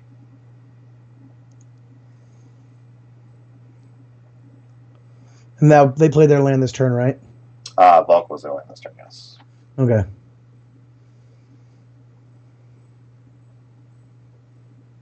I want to pop up chat. The last time I popped up chat, it made the things shoot off the board. Alright, they're eating land. I'm assuming, I can't picture this going to be a Delver hitting the board. I'm going to assume it's going to be an answer to Stoneforge. Blue, no, it's another cantrip probably. It might be a Delver Secrets, but yeah, it's another Ponder. Holy crap. 3 Ponders, 4 solo pitching, Gitaxian Probe. So this is definitely Grixis Delver.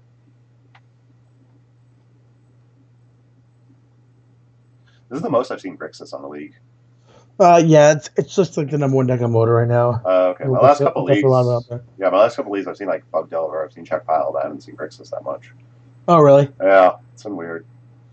I think Check Pile is on the downswing, personally. I think Grixis Delver is the overall better deck, honestly. Yeah, Grixis Delver is better, Miracles is better. Yeah, definitely. It's actually funny because Check Pile is the deck that was made to beat Miracles. Yeah. So they're tapped down. Do I want to get back to basics? I'm like, no, I can't cast it, so I don't need to do that. Okay. Ratchet Bomb, sweet. Fun times. I can't picture myself casting Ratchet Bomb. I can use Stoneforge. So I think I'm just gonna say go. Right? Activate Stoneforge if they try to hit me. Yeah. Yeah, because I can just cast Ratchet Bomb next turn. That awkward moment our opponent's playing a main board click. Activate Stoneforge. Click you. No! What? Brainstorm. So my opponent's all the cantrips this game. Yeah, they're digging really hard. This is one of the things I hate about playing blue decks, by the way. This is one of the reasons I stay away from blue for so long, and I hated playing blue decks originally. It's like some games you're just like, oh, it's okay, I have all these cantrips to find all the answers. And some games it's like, I'm going to cantrip for a cantrip for a cantrip for a cantrip, and then draw land.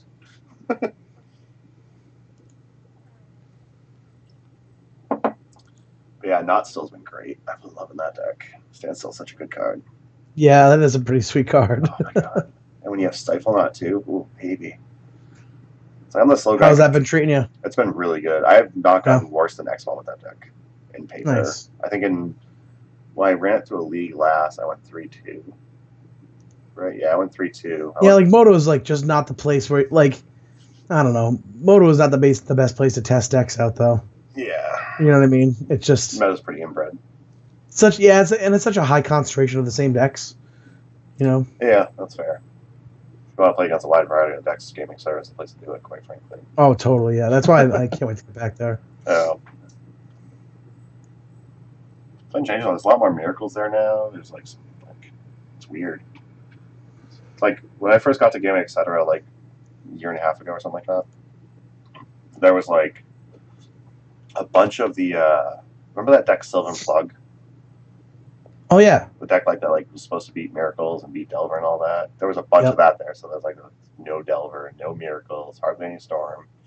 Because that deck was like there was like 4 copies of that deck in the room, if I remember correctly. It was really funny. Okay. What are you doing? You're eating their Floodstream with their death, right? And a blue. Casting Delver Secrets, holding up blue, black, red. How are they doing? Why are they using Deathrite for that? I'm so confused right now. Okay, whatever. So I kind of want to guarantee that I draw another land this turn. So I think I might use Enlightened Tutor for one of our artifact lands. Okay. Stifle. You sons of bitches. That's why they're holding up the actual mana source. Okay. So, yeah. We were just talking about how we don't see Stifle very much in the Grixis list. Yeah, right? That's my thought process. Oh, cool. Humility. Jesus Christ. Do we just Ratchet Bomb here? Yeah, Ratchet Bomb seems really good here. I probably should have held the white for Enlightened Tutor. I would have held up the white for Enlightened Tutor, yeah. That's okay. I'm going to put a charge counter on this now. Yeah. Because as long as we get that charge counter on, you know. I have forgotten so many times to put a charge, like at the end of my opponent's turn, that I usually just do it now on my turn so I don't forget. Jesus Christ. Like if they don't answer the Ratchet Bomb, it's going to be so good for us. Do they really? Apparently Ratchet Bomb on 1 was too much after they went to put Delver. Yes. Nice. All right. Nice. Grixis Delver with Stifles. Okay. So we definitely want Supreme Verdicts. We have to be careful about our fetching. So if they're on Stifles, they're probably not on Young Pyromancer, right? Well, they might be Young Pyromancer. They're probably not on Anchor, though, right? Like, they might. They might not have a full play set of Stifles. They might just be running 2 or 3. Yeah. I think Young Pyromancer is probably the card.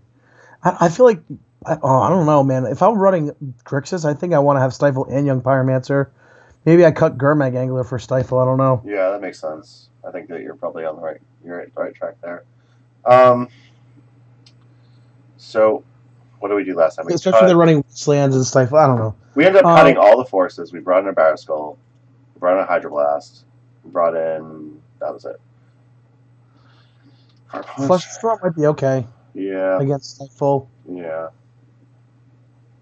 So I think we ended up with all of our Council Judgment too because we dropped Ensnaring Bridge.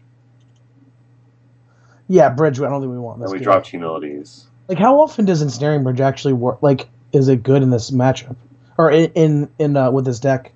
Is it just like an E-tutor? Ensnaring Bridge is just like another out to like Sneak and Show. It's another out to like, decks with things like Tarmogoyf. It's fighting against elves. Okay. I think so. This is what we ran last time. 3 Council of Judgment. We dropped the Humilities. We dropped the Forces. We added the 2 Council of Judgment to make 3. We added the 2 Supreme Verdict. And that's what we ran last time. Oh, we also added the Hydroblast and the Flusterstorm. I don't think we added the Flusterstorm last time. Did we add the Relic Returns? Is that what we added last time? No, I don't think we put in Relic. I can't remember. I think it was Relic instead of Flusterstorm.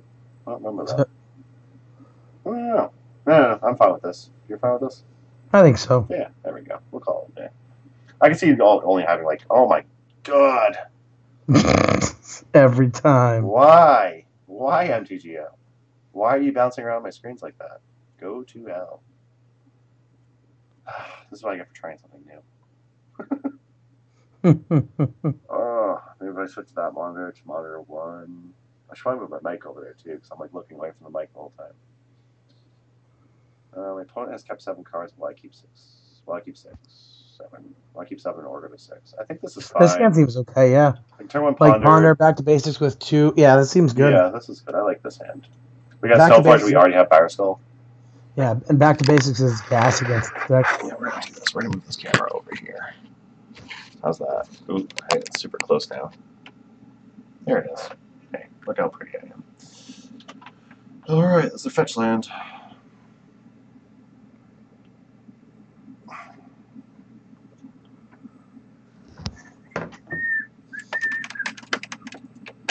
Stifle. Wow, that's good God. This is not going well. Not going as planned. What are you doing over there, man? I'm panicking. Apparently, I'm panicking. So I definitely think we just play Island Ponder, right? Yeah, I definitely think so. Ooh. I think next turn we swords. The turn after we try and Stoneforge, then we back to basics. Okay. That makes sense. Yes. Yeah. I don't think we swords into potential days here. That's fair. This is garbage. I think I'm just gonna shuffle, right? I want. I mean, if lands. they have Wasteland, we're okay because we have 2 basics. But I think this might be fine. like we can also draw a Enlightened Tutor and play that early, and shuffle away the cards we don't need here. Yeah, but we need to swords next turn, so that's not going to happen. True. I think I'm just going to any order and shuffle. I want more land. None of these cards are particularly that great. True. Okay. Yes, we'll shuffle. Stoneforge Mystic anyway. Okay. Oh, my Stoneforges don't match. How sloppy. Yeah, I think you have 1 swords that's different as well. Yeah, the Evil Mammon. The setup is definitely unstable. Yeah, I do have 1 different swords. I meant to fix that before I went into the league, and I was like, crap, I didn't fix that. I have 4 that are like this, and then 1 that's like one of those new boarded crap ones. Oh, hello. Choose target creature, not be able to pay mana to cast it. Sounds great. So what do we want to draw here? I'd like to draw more land within the next couple turns. Another swords wouldn't be bad, just have the redundant swords. No, not for... Oh, they don't have Black Source anyway, so they can't there, I guess.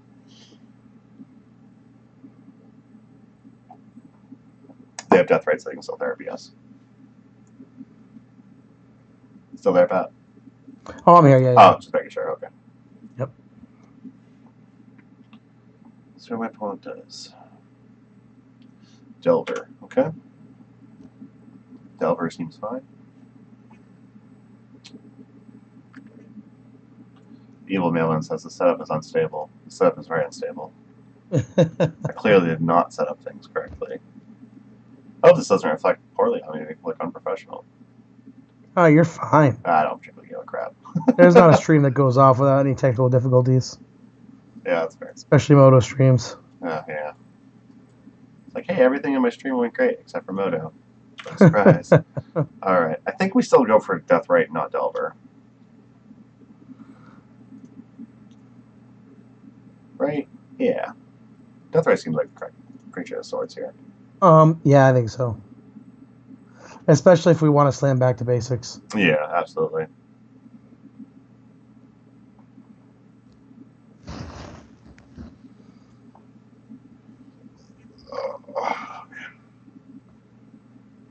Yay, Deathrite's gone. Ding dong, Deathrite's gone. And you people said it had to be banned. It's exiled anyway. So what do you think, Pat? To ban or not to ban Deathrite?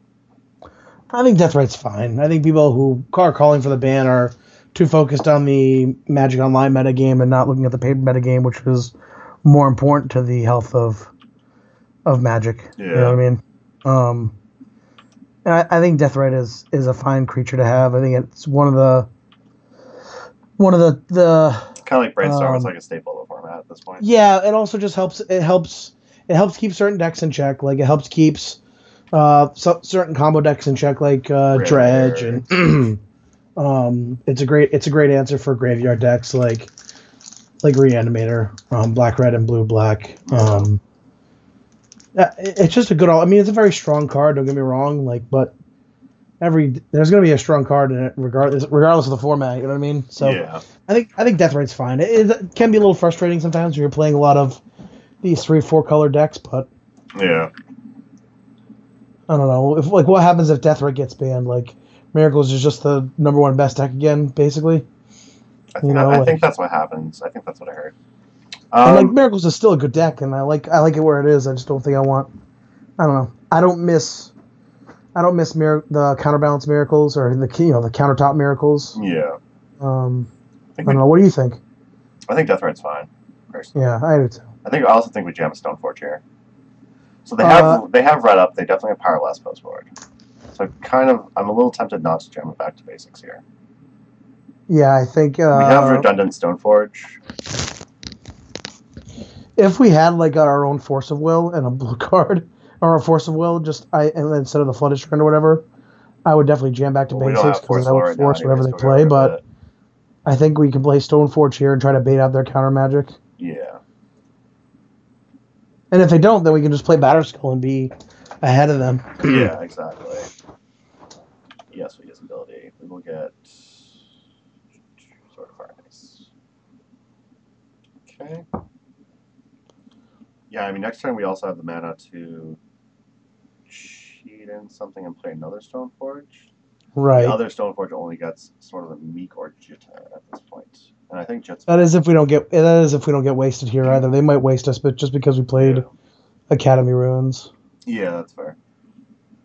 They had the 1 mana up, so I didn't want to play the Flood Strand and just get, Stifled Daze, possibly. 100%. 100%. Yeah, that's that Wasteland you were talking about. Well, they haven't been flipping Delver, so I don't think they've been drawing that many spells. No, they're probably very land heavy in their hand right now, which is good for us. Because if they don't have any counter magic and we desphere their Delver, they're in trouble. Yeah, I mean, I'm not going to desphere 1 Delver, honestly, just because our Stoneforge with equipment is going to beat their 1 Delver no matter what.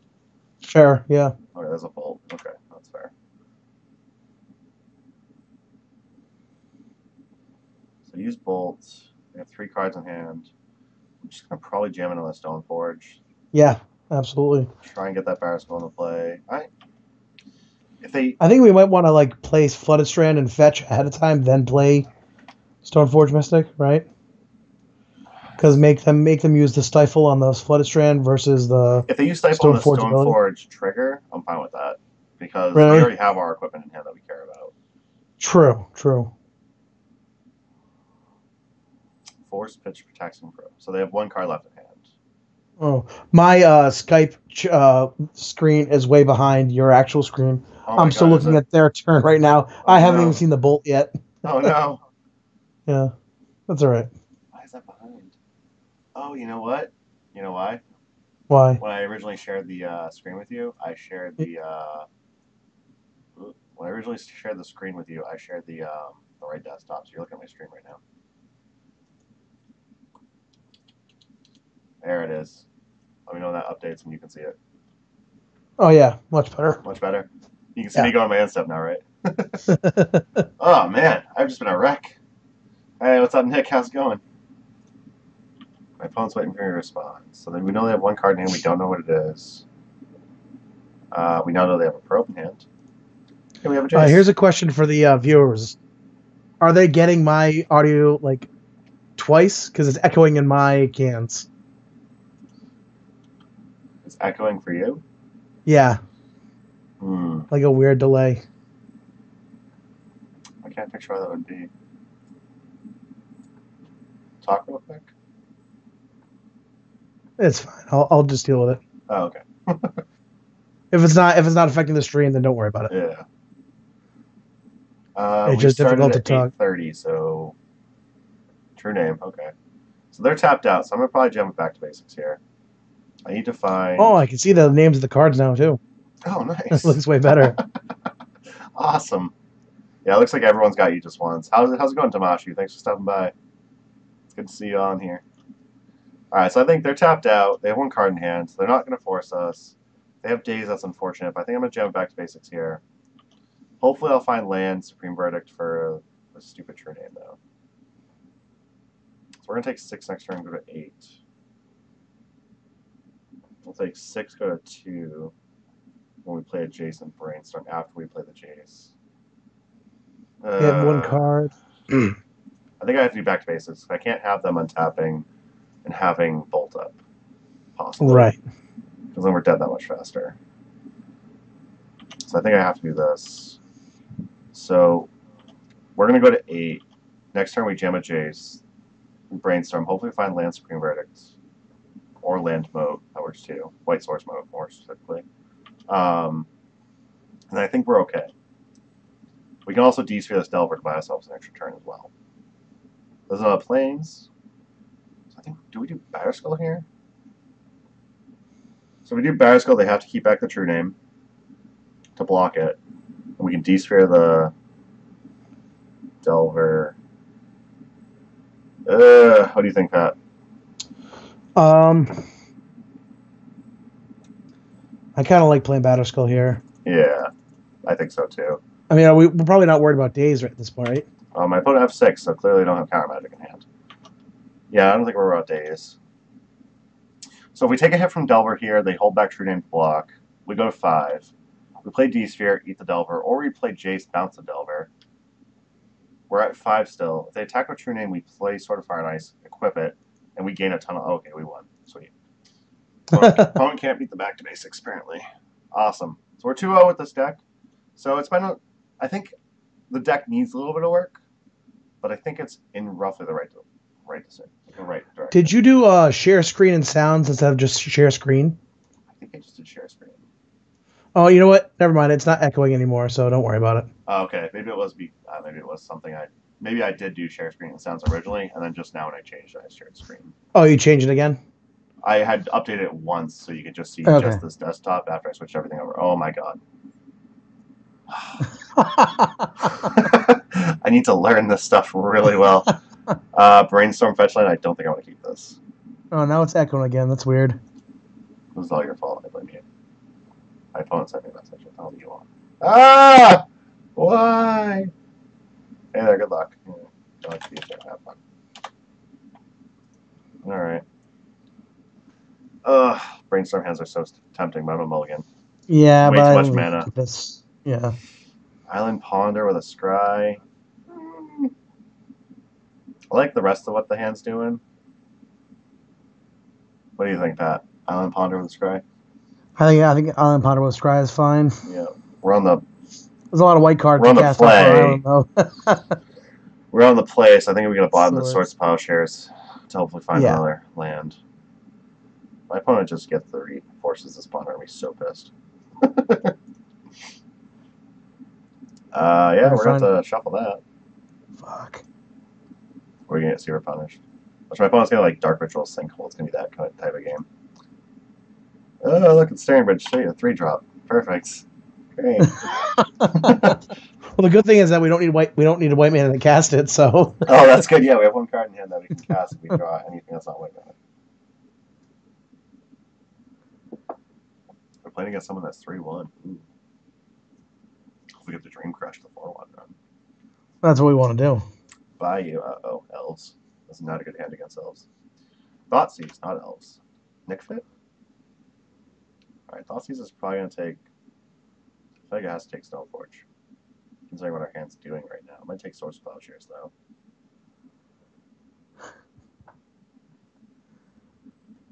What would you take if you're on the other side of the board? I would take swords. Yeah. We're guessing it's Nick Fit, right? If this is green-black depths, they're definitely taking swords. Oh yeah. If it's green-black depths, we're just gonna die. We're gonna die. Yeah, we're gonna die a horrible, miserable, painful death. Unless Yeah. they're gonna resolve this in Staring Bridge, and they don't have Abrupt Decay. Basically, if everything goes perfectly well. So I'm gonna get a Plains just in case. I don't want to get wastelanded on this game. As much as I might want like another blue, I think Plains is correct. We're gonna use the ability.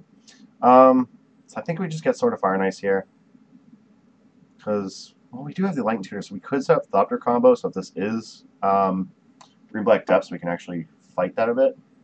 But that seems super slow to me. But it's not any slower than using Stoneforge or Sword of Fire and Ice. Right. We are 2-0. Drew.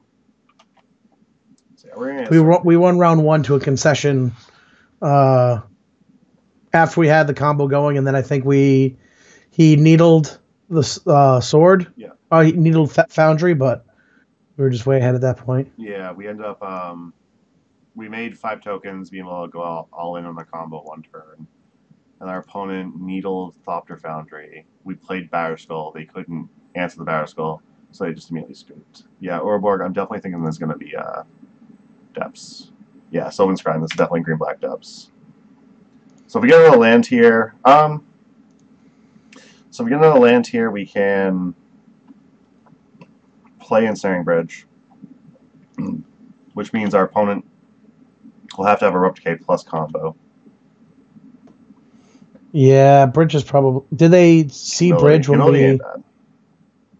No, Humility's great. No, the Thoughtseize happened before we drew Bridge next turn. Okay. This kind of sucks. Do we just draw? Do we play Enlightened Tutor and grab a land so we can play Bridge next turn? Yeah, I think we have to. So we're gonna have to do that. I'm gonna do that during my opponent's end Well, step. yeah, I want to wait until their end step, right? Yeah, we'll pretend like we're holding up Stoneforge activation, and then their end Yeah. step will E-tutor for like I think see this. No, we'll need a second white source for Humility, so I'll probably get the Ancient Den. Okay. And we'll just gem Bridge. We draw another land as well. We can gem Humility. Like, there's a chance we just. Well, I guess they can't. Here right, they so there's can depths. crop rotate. So if they play, they can play a Hex Mage and crack it, or they can Right. crop rotate, play a. Okay, so if they have There's Sugeri Hex Step, Mage. yeah. Sugeri Step won't matter if we can resolve this in Staring Bridge. right? Exactly. Bayou could still have crop rotation being up, which also won't matter. Unless they try to break up our sort of the. Do we have another Ensnaring Bridge in the main board? There's just the is one that of. just the one? All right. Hiving Needle. That's fine. I'll pretend like I'm like, oh, stupid. Yeah, That Needle's resolve. fine. Oh no, not on Stoneforge. What have you done? I don't know why they played Needle. Needle generally is like for Wasteland in this deck. It's so. They might name brutal. Wasteland, assuming Floodstrand. Okay, that was. Okay, I would have probably named Wasteland, right? Well, they might not know that we don't have Wasteland. That's fair. Well, that's what I'm saying is I would have named Wasteland probably. Well, I guess they could have just gone for it anyways. We can't do it instant speed. Yeah. So we're gonna Light and Tutor here. Oh, we can make black mana. Look at that. What are we getting again? Ancient Den. So I don't know why they made Merit Lage. Well, I don't know why they made Merit Lage on their main phase. Personally, I have no idea. it seems very silly to me. It's just another chance for us to draw swords. You know what I mean? Yeah, absolutely. But So we're gonna play Ensnaring Bridge here. Hopefully, they don't have Abrupt Decay. If we draw another land next turn, we can just jam a Humility, and I think that's pretty much a good game. Hey, look at that. I don't. well, if they have Abrupt Decay, we lose. That's. So I know our friend Tom Hepp. He's Negator 7/7 plays a Yeah. bug depths list on Magic Online, Yeah. and he and I did a bunch of leaks together just to get me familiar with the deck. And Man, that deck is sweet. It's a little over my head, honestly, most of the lines, but um, it has a lot of lines to it, and I'm just surprised that they. I don't know why they like. Some people are just so likely to just jam the combo right away, and like they definitely have outs to an ensnaring bridge in that deck. Yeah, it's like a I case would main board at assume so. least. Yeah, you would think so, right? All right, so here's what I'm thinking so far. So you have some experience with like Adepts variant. Yeah. Granted, it was you were. Granted, you had your training wheels on. Tom Hepp was kind of walking you through it. Oh, I had my training wheels on. I had an airbag. I had helmets, knee pads, elbow pads. Had everything, the whole nine. So here's what I got so far. So I boarded out a Force. I boarded out the Moat because Moat doesn't do anything against a flying creature. Right. I boarded out right. the Jitta because I don't think it does anything. Right. Like, it might be fine, but I don't think it's really relevant. I'm keeping the humilities. I'm boarding in 2 more Council's Judgment. Our opponent clearly likes to go sorcery speed. Merit Lage. Yeah. So Council's Judgment seems like it could be an out. Could also be an answer to Pithing Needle. I'm boarding in 2 Pithing Needles of my own. And I think that was it. I think it was 2 Pithing Needles, 2 Council's Judgment in Moat, Force of Will, Jitta, and Ratchet Bomb out. Those all seem like fine to me. Back to basics might be something that you would consider taking out, but I don't know what we want in place of back to basics. So I guess like if we want to try and fight this battle, we can bring in a Ratchet Bomb. We can keep the Ratchet Bomb for their Pithing Needles. Ratchet Bomb can also. Yeah, I don't know what else Ratchet Bomb really does though. Yeah, maybe, like, I think that if they're on a Ramonap X-Sphere, like Relic of Vaginas could be a thing. I think you're probably fine where you're at. Back honestly. to basics are okay because back to basics in like a slower grindy game can kind of lock them out of it because like they have like Orbog, Bayous, Ghost Quarters, Yeah. Thespian Stages, all that. The only thing that's rough is that like a lot of our answers are 3 and 4 mana. Yeah. And the chances of them playing it before we get a chance to are. So maybe we keep a Force. I kept 3. I think it's probably fine, honestly. I kept 3 Forces. We have this hand has Force, pitch a card. We have Thopter combo with like the Stoneforge go and get the Sword of Meek, and Thopter combo is really good against Merit Lage naturally. Oh, of course, yeah. Leyline can't protect our hand. That's Veritable Mailman. This hand is fine, right? I like this hand. It's a little slow. We have Force for some of their fastest draws. So if they just go like, land, like Pithing Needle, name Wasteland, and then land, try and resolve a Hex Mage or whatever. We can just force that. Hopefully it means they have like nothing left in hand. So yeah, the Evil Mailman suggests like Leyline can protect our hand. I actually agree with that. Makes sense. Sage you. Oh yeah. What? Azasia, yeah. What? Just to resolve stuff like Sylvan Scrying? Isn't that kind of like weak? Sure. Alright, do we care? So, are we expecting Wasteland or is it just Ghost Quarter we're expecting? I think it's just Ghost Quarter, but. Do we get I think we get Island just to play around that. My screen is still behind yours a little bit. That's so weird. Yeah, but I don't like Leyline, honestly, against this deck. Yeah. I guess something like Storm is probably a little better against this deck. It's probably a little weaker.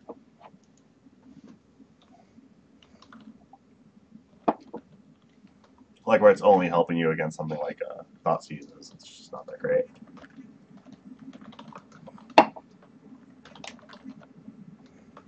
So it has Besage You, Thespian Stage, Lowest Metal. What the hell are you typing over there? Me? Yeah, you. No, I'm just ranting about Paul Ryan. Don't mind me. Oh, okay. Pay no attention to the man behind the curtain. So what do you think here? Stoneforge, go get Sword of the Meek? So I am like way behind your screen right now. I'm looking at your opening hand still. Really?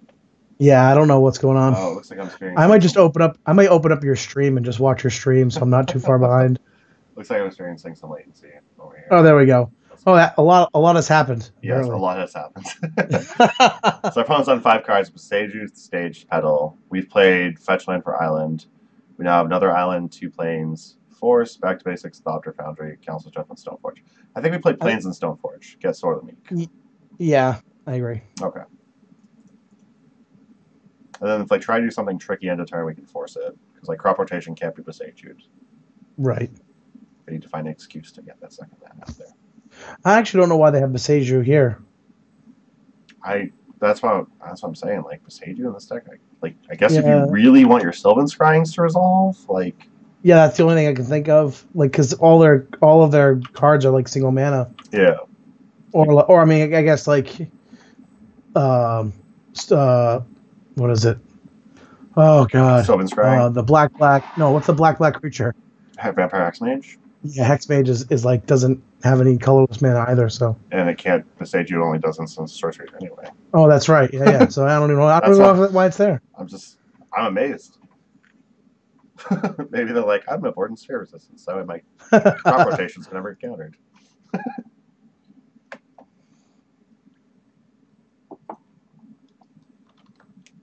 Alright, so we're pretty well set up. We'll be able to sort of make Thopter Foundry pretty well.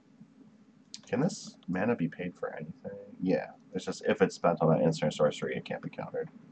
Alright, so they can Marrow Age us next turn. Pithing Needle, I think we just force a ball that, right?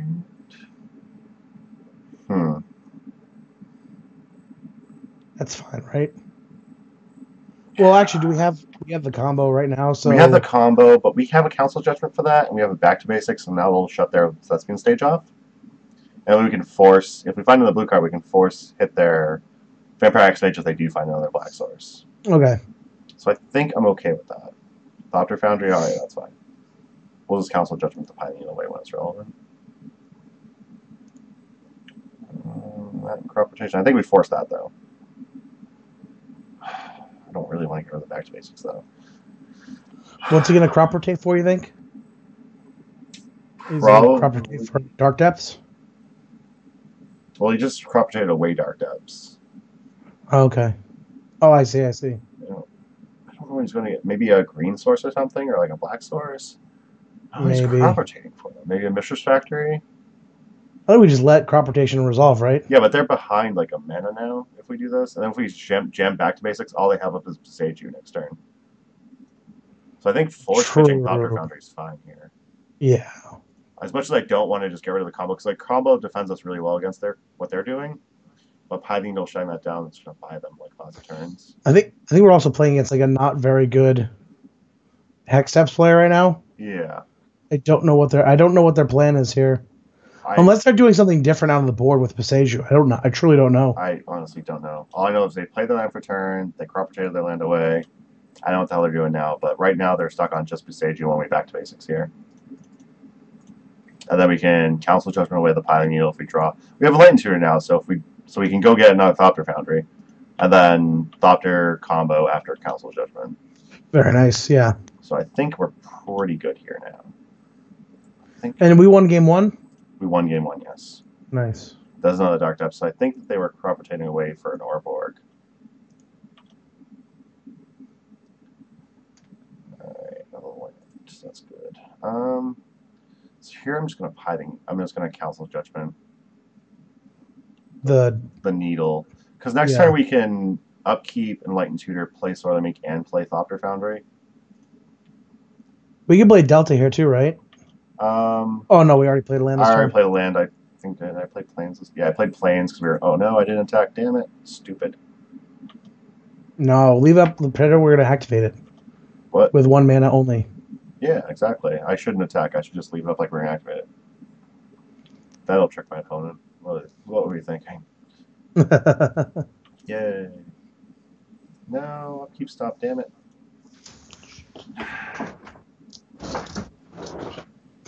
Wasn't a Stone Force? I was like, that's kind of cool.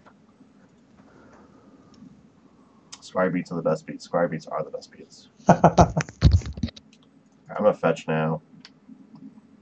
It's gonna get Tundra. So I'm gonna go ahead and Light Tutor now before I forget again. Bring in a Thopter Foundry. Go ahead and go to attack. Attack with Stoneforge. There's no way they're gonna be able to kill this sword of me, so I'm just gonna play that. Watch that fast turn. Draw Thopter Foundry next turn, then we can Thopter Foundry and make 3 tokens. We are very well defended from a Marrow Age from here. Yes. Oh, I tapped Tundra like an idiot, though. Boo, Aaron, boo. Hey, you know what? I just love you that much, Pat. I want to make you proud. All right, I'm just going to go ahead and do this a couple times now before they can possibly cast a Python Needle. Okay. We're going to get in for the 1 mana beats, 1 mana Squire beats.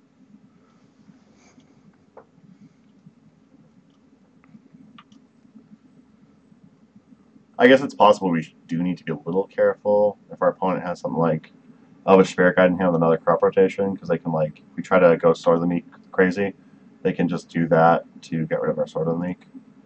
Right. So I'm going to go ahead and attack first. I'll probably wait until their end step to do anything. We'll have Brainstorm up that we can hopefully figure something out with as well.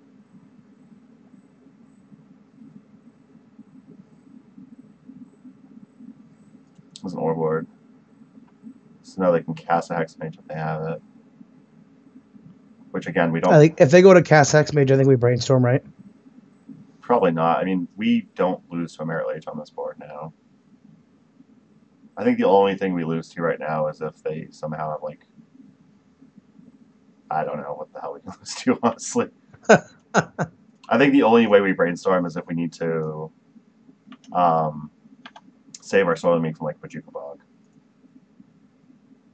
1 second sword. Okay. Yes. 1 mana. Second sword. Okay, yes. Alright. I sense a concession coming. Yeah. Yeah. I was expecting that by now, but apparently... Ooh, Python Needle, look at that. I don't think we care at this point. Yeah, I think you still cast it though, right? Like, I'm gonna second main cast. Yeah, I'll second main cast it and just name Hexmage. Yeah. Because the only way on this board, it's the only way they actually combo. Oh, I guess Stage can still do it, but we don't. Again, we don't even care about the combo at this point. The combo doesn't actually really matter. We just make Infinite Thopters just block forever. Okay. And our opponent here is dead. Yes. I think even if they make Merit Lage, they're still dead. Yes. Yay! 3-0.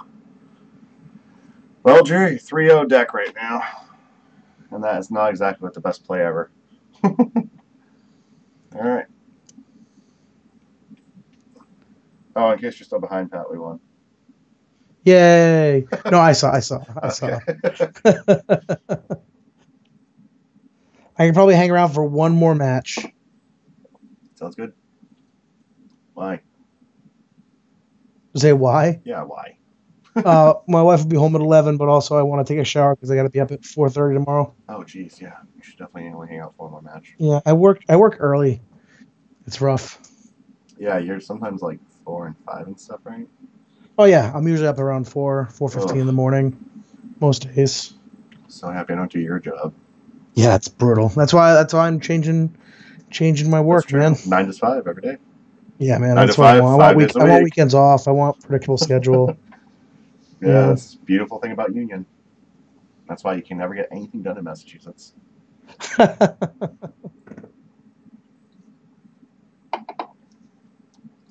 like, how long did your bridge take to build? 3 years. What? Our bridge took 3 months to build, and it looks nicer than yours. It's like, well, we hire unions only. Sorry.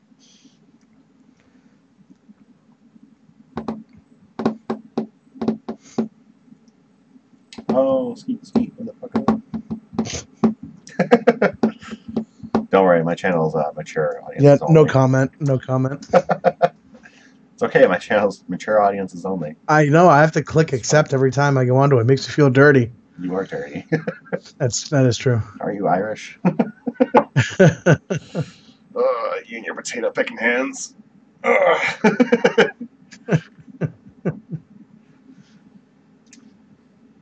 How horrible would it be if you went in for like an interview for the union or whatever, and you went up and the door had the sign that said Nina? No Irish need apply. Yeah. Like, wait, what year is this again? Hey, I got a match. Oh man, Jesus. Oh, this stream has been a train wreck. Every time. This is horrible. Hey, that's kind of a fun hand. I don't know if this hand's good enough, but it's fun. We're on the play. So we just like jam turn 2 Foundry, turn 3 Sword of the Meek, force back up. Turn 4, make 2 tokens, and go from there. Seems good. I don't know. What do you think? You want to try it, Pat? Go for it. All right, let's do it. I always give you the green, the go-ahead stamp, man. Oh, there you go. Could probably get by just driving Jerry to work every day as his personal Uber. That's very accurate.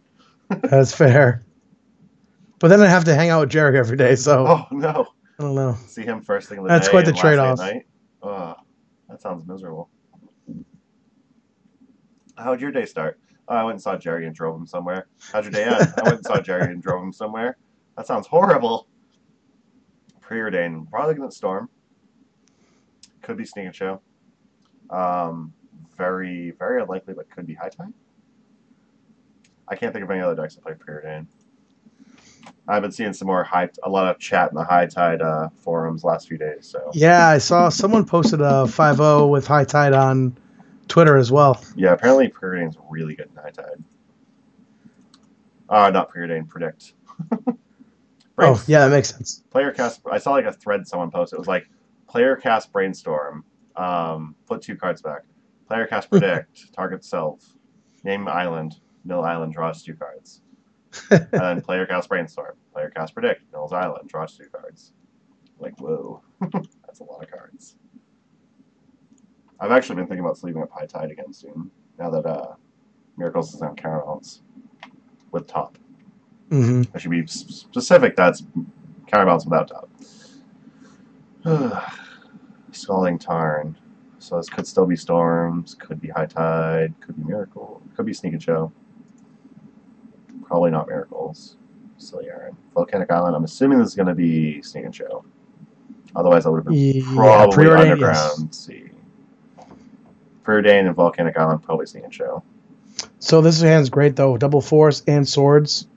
Well, and we only Bridge. really have 1 force. But if it is Sneak and Show, the Ensnaring Bridge is going to be super key in winning. Well, yeah. Sorry, that's what I know it's not double force, but it's force blue card and swords is good. Yeah, having the Flooded Strand's pretty good too.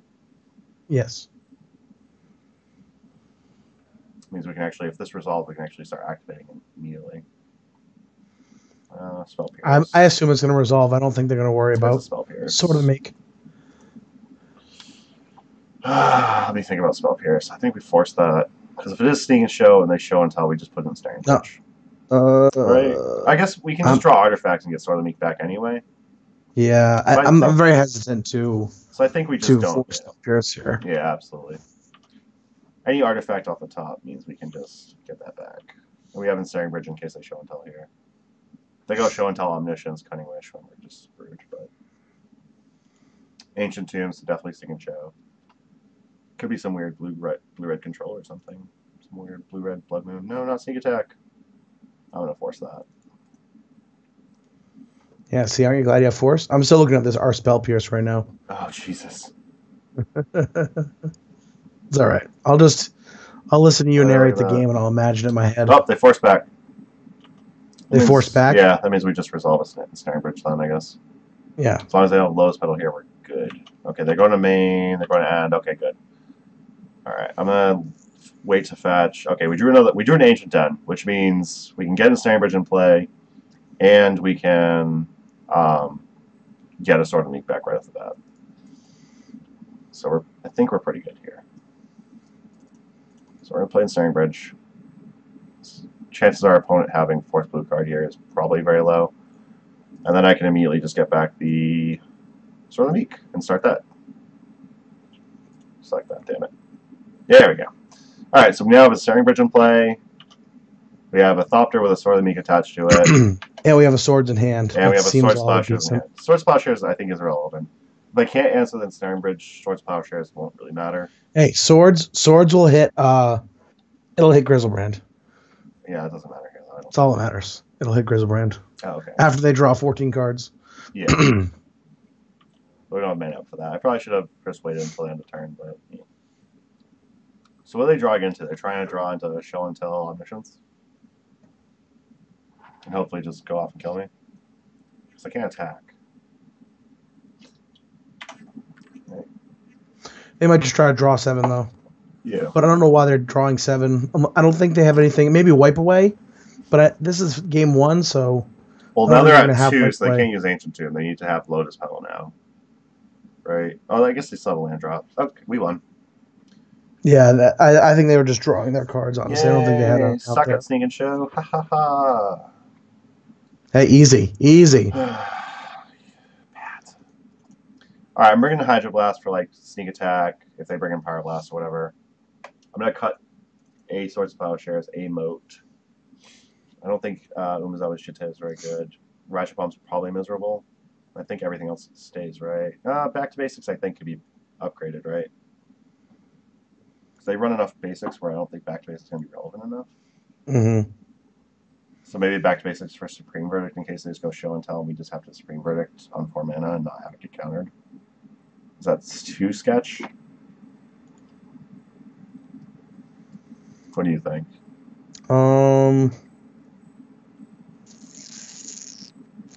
So do we even want any swords here? You mean like dropping Sword of Fire and Ice and just being all in on? No, swords to plowshares. Sorry. We want some number, I think, but I think we can go down to 2. Okay. I just definitely want Forest. Definitely want Chase. I don't think Back to Base is great, but I also don't want to go too low on the blue count. Yeah, maybe I'll go down to 1 Swords and bring in 2 Supreme Verdict. Okay. I don't mind having at least 1 Swords Plowshares because like there is like the slim chance where like actually it matters versus a Gristlebrand just resolving. Mm-hmm. Moat just seems terrible. Humiliators are great. Detention Sphere is fine. Snaring Bridge is fine. Thopter Foundry Store the Meat combo is great. Or it's okay at least. Pithing Needle shuts off Gristlebrand or Sneak Attack. Hydro Blast can destroy a Sneak Attack or fight over a Fire Blast. Flush Storm counters, wins Counter Wars. So yeah, I think I'm fine with this. This looks good. Yeah, I think it's defensible. I could maybe I could board out a Source Plowshares, a 4 Source Plowshares for a second Council's Judgment. Might be better. I'm gonna do that.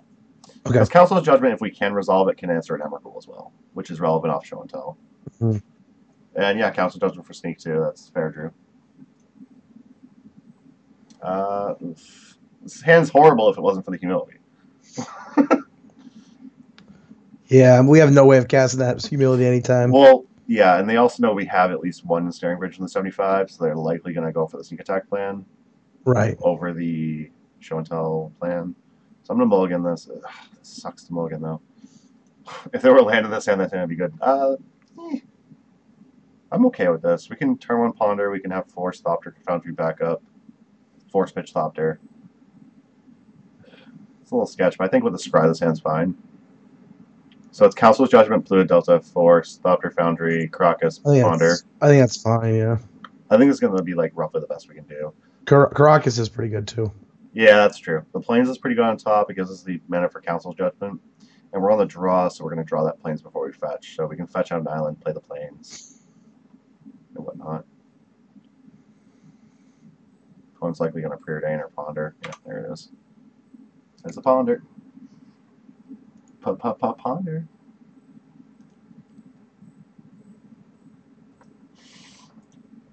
Oh, 3-0 up a game against Sneak and Show. This is good. Yes. Getting it done. This deck's pretty fun. I'm not sure what else I would change. I think I would add standstills, but that's just because I've had a boner for standstills lately. Yeah, you don't want standstills. Oh, I want standstills. It's a bad card. It's such a good card. Alright. I'm going to Delta. We have Force Pitch Thopter Foundry. I'm going to Ponder, see what else we can draw. I'm just going to get an island in case we draw one of those. Did we still have Back to Basics, or did we port that out? I forget. I think we kept it in. We kept it in, yeah. So I'm just going to get a basic. It's just another Plains, Stoneforge, Brainstorm. I'm not huge on that. I guess it's probably fine, though. I'll put Plains on bottom, right? I'll go Plains, Brainstorm, Stoneforge. We'll fetch away the Plains with the Stoneforge. No, don't shuffle. I'm gonna do that.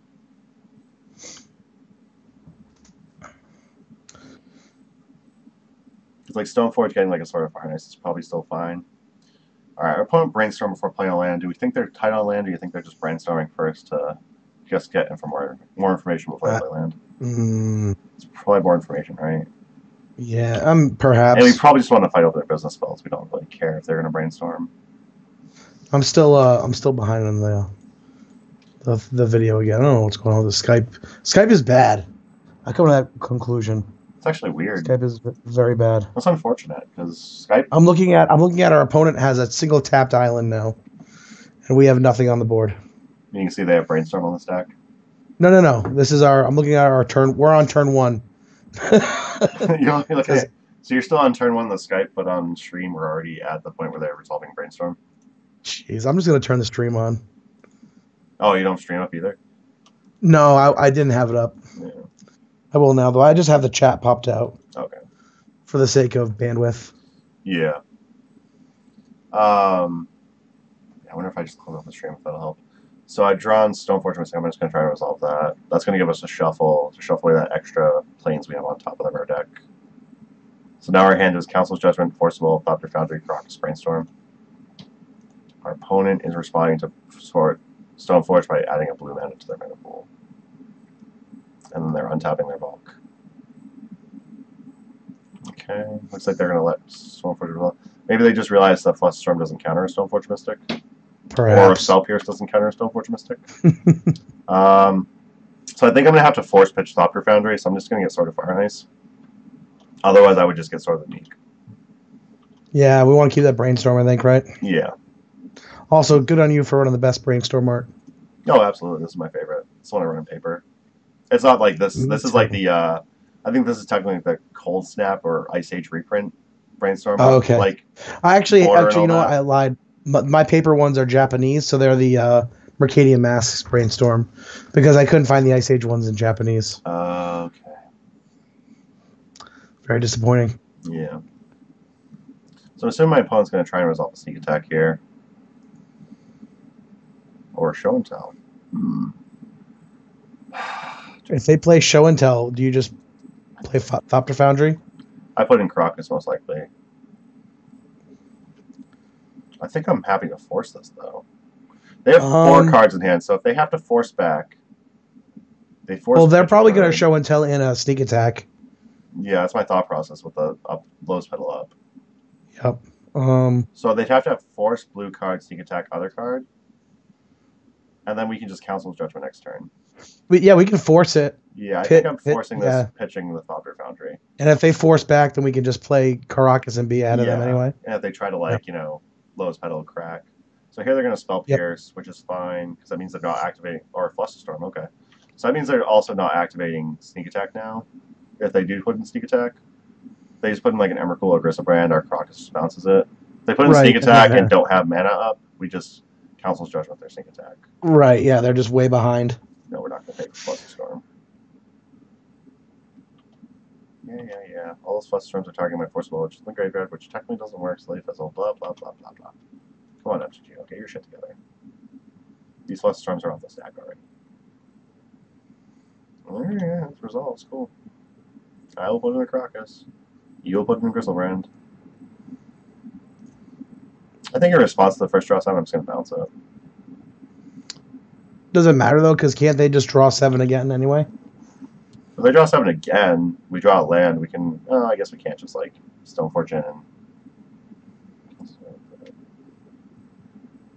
Yeah, I guess we just let them draw cards. It's fine. And Step will just bounce that back to their hand.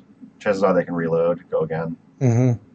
We just hold up Karakas and then Stoneforge in, Sword of Fire and Ice, and hopefully get to equip and start swinging. I mean, they can't draw again, right? Because if we bounce it, they have no blockers. Yeah, but they can still just draw again. If they drew again, they'd go to 5. Stoneforge only attacks for 1. If we already had the Sword of Fire and Ice in play, we'd be able to equip, but clean up. So they have to discard down to hand size. Pull out this. See what they got there. Okay, so they're discarding a Gristlebrand, so they clearly have redundant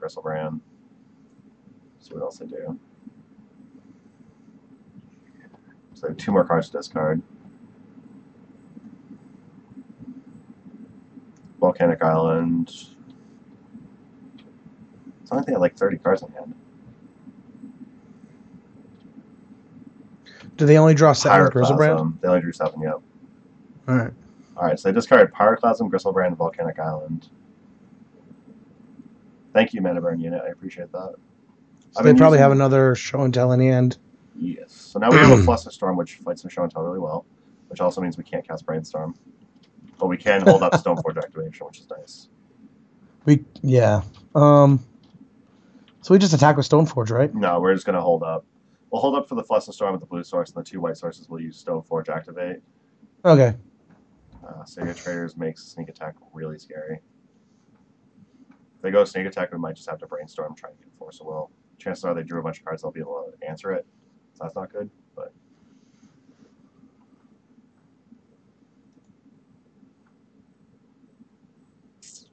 Pyroclasm. I'm just going to put in... I guess I could just Flusterstorm that. So they have 1 mana float, and they could still Show and Tell. So I think I don't want to lose Stoneforge, but I think I'm fine losing Stoneforge here.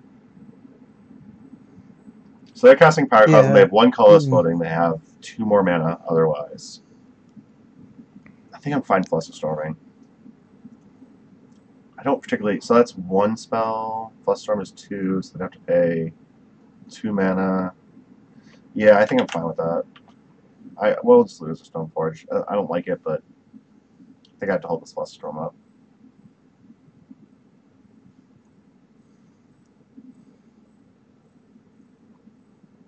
Preordain? Sure.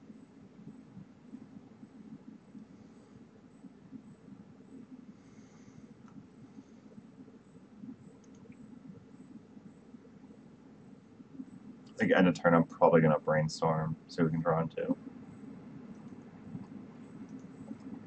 Wonder if I would want like some number of Vendilion Clique postboard with this deck.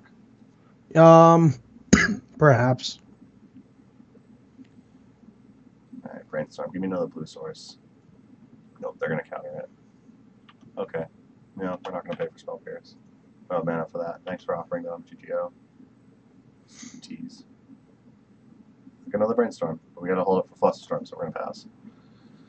Maybe I should have Flusterstormed the Pyroclasm so they couldn't cast anything else. I don't know. They're going to cast Brainstorm. Oh, you get to resolve Brainstorms. Rude. I really would like another blue source so we can hold up Flusterstorm and cast cantrips. Yeah. End of their turn, we're just going to try and resolve a Brainstorm again. Hopefully they don't counter that as well. More counter spells, they burn out our Brainstorms and stuff like that, the better our chances are of resolving a Flusterstorm and not having them fight over it. Yeah. Show and Tell is still off because we have Crocus, which is nice. So Brainstorm, let's see what they do. Force picture card. Yeah, fight over my cantrips. Don't fight over the spells you need to resolve in order to win. That sounds good to me. Yeah, they forced it. Pitching a Brainstorm. Cool. I don't know. Alright, Tithing Needle. Cool. Same sneak attack. Drew asked how the jump into Commander is going. So, Drew, I haven't played any games of Commander yet. I have the deck still, but I have played 0 games so far. I actually haven't played any Paper Magic. I was telling Aaron at the beginning of the stream, I don't think I've played a game of Paper Magic since Vegas. Which is insane, because that was back in June. But I am excited to play a little bit of Commander. I just have the decks sleeved up. I will be just playing them very casually when I have a chance. Alright. So now we have Pithing Needle on Sneak Attack, and we have Crocus down in case they Show and Tell. They tried to Spell Pierce my Pithing Needle. I paid for the Spell Pierce. Okay. If we Flusterstorm, they have Zeta Trader's Island up. So here's a Show and Tell. Its Omniscience were pretty fucked. Yeah, that probably is Omni Show. It's a Griselbrand, so we're okay. They'll likely draw some cards here.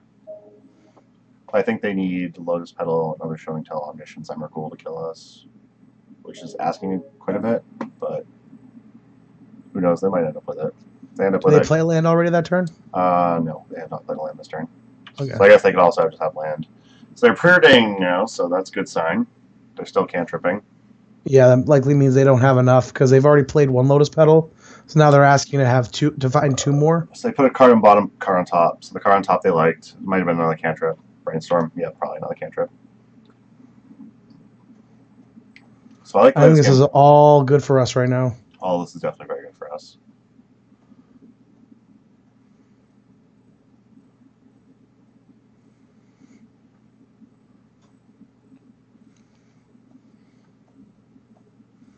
So what are we hoping? I mean, we're unlikely to be able to play anything we draw at this point, right?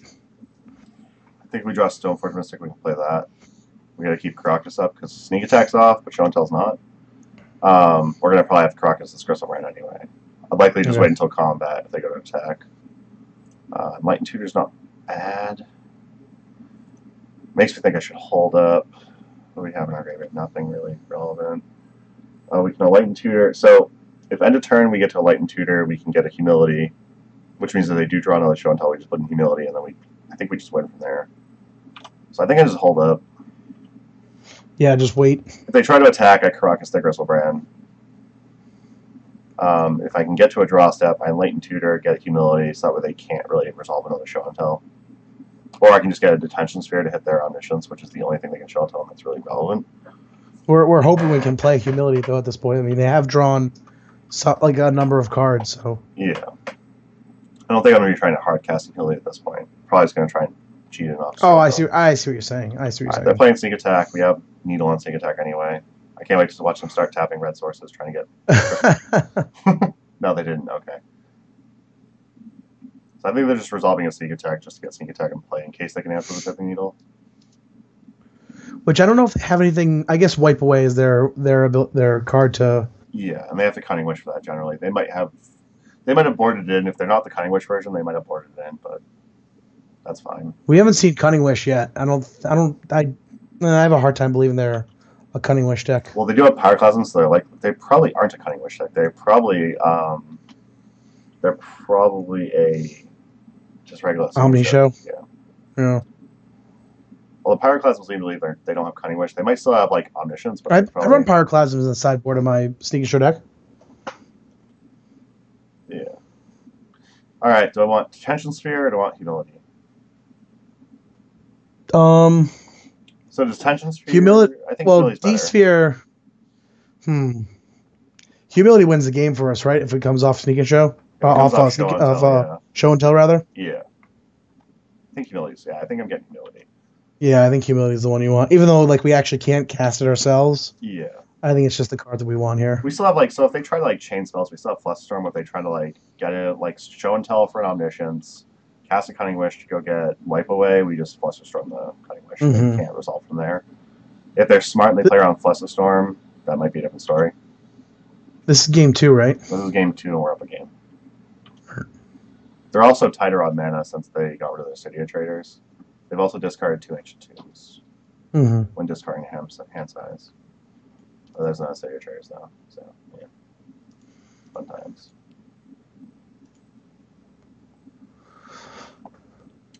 We need to draw land. We do. Light and Tutor for Citizen is almost my second option there. Ugh. Jesus, come on, land. Ancient 10. Fudge my life.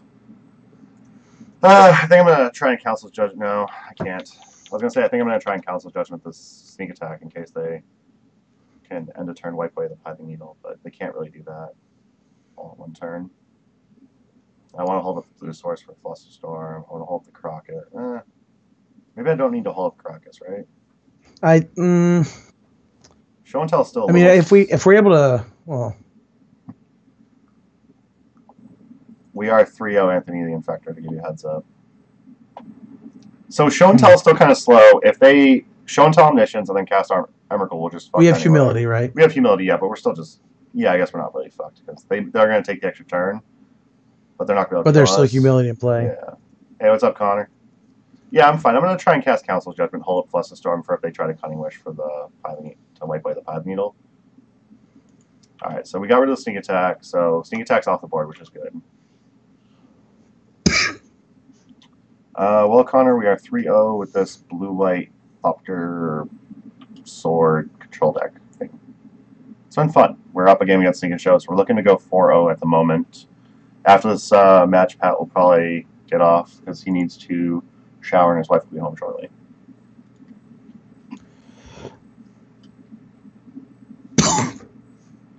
And Pat needs to get sleep because he sounded like shit. I know, right? For like 3 weeks. This is terrible. So our opponent's cantripping a lot. They know that they can't really resolve anything at this point. They try to resolve Show and Tell. He immediately just laughs at them. They resolve a sneak attack. We have Pithing Needle on sneak attack. Blue-white cards are your favorite, Connor. That's very true. I figure you might appreciate that. No Gideon, though. It's kind of Prison, I think. But Prison is really just a kind of control, right? So our opponent went to second main, played an Ancient Tomb, guarded the Sacred Graders. Ancient Tomb is kind of sketchy at this point. Ponder. I don't think I want to... Do we want to ponder for more blue sources or something that actually is relevant? And not have Flusterstorm up? It was our draw was Ponder. Yeah. I think it's worth pondering here, right? Yeah. Like what are we worried about them playing that we're going to Flusterstorm at this point? If they end a turn, Cunning Wish, and then they... Okay, so we have Back to Basics and Snare Bridge, Sword of the Meek. I think I almost feel like we shuffle that. I really want to find more mana sources, I think, is our priority at this point. Yeah, but isn't Ensnaring Bridge a little enticing? Snare Bridge isn't better than Humility, in my opinion. But we could just play Ensnaring Bridge right now. Oh, that's true, yeah. Back to Basics we probably don't want at this point, though, is my problem. The other two cards on top of our deck are just miserable. Yeah, just shuffle it. Snaring Bridge is kind of redundant with Humility. And we have no way to shuffle away the cards that are up there that we don't want, so just shuffle it. Yeah, Detention Sphere basically works the same way. That also answers Omniscience, so they try and go for that, so that's cool. Seems too cute, my opponent said. Apparently my opponent doesn't like what we're doing to them. Seems too cute. Well, you seem like shit because you haven't done anything. Tell them they're playing a tier 1 deck and they should have beaten us already. Tell them they're a bad Sneak and Show player. I don't feel like arguing with my opponent. That's usually why I close out chat, because I don't want to see what the hell they sent me, because if they're salty, I know. I don't want to deal with it. I wish there was, there should be an option in MTGO. So Michelle has a friend that he has a really bad habit of just trashing his opponent when he feels like his opponent did horrible and shouldn't have won, or his opponent just got lucky or whatever. And he's like, he's been banned multiple times, and he just keeps saying, take away my chat option. Just take away chat for me so I can't rage on my opponent. Yes, we won the match. So we're 4-0. Very nice. All right. Pat, you going to bed or what you doing? Yeah, I gotta jump off. Man. All right, well you gotta text me and let me know how the last match goes. I'll message you on Facebook as soon as we're done with the last match. But we're 4-0. We've only lost one game. Yeah. And that was round 1 against Grixis Stellar, so. Oh, that's wonderful. Plus the salt in the last game makes it so good. So much salt. All right. Well, you have a good night, Pat. Tell Amber I said hey, and we all have to get together soon. You know, I'd love to meet Amber in person. Yeah, for sure. I'm trying to get her to play. I'm trying to get a Dungeons and Dragons play group going.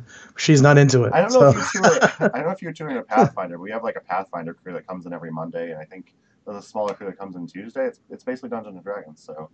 Oh really? If you're into it, like they have like a group online and stuff where you discuss things and whatnot. So it might be something to check into as well if she's not interested.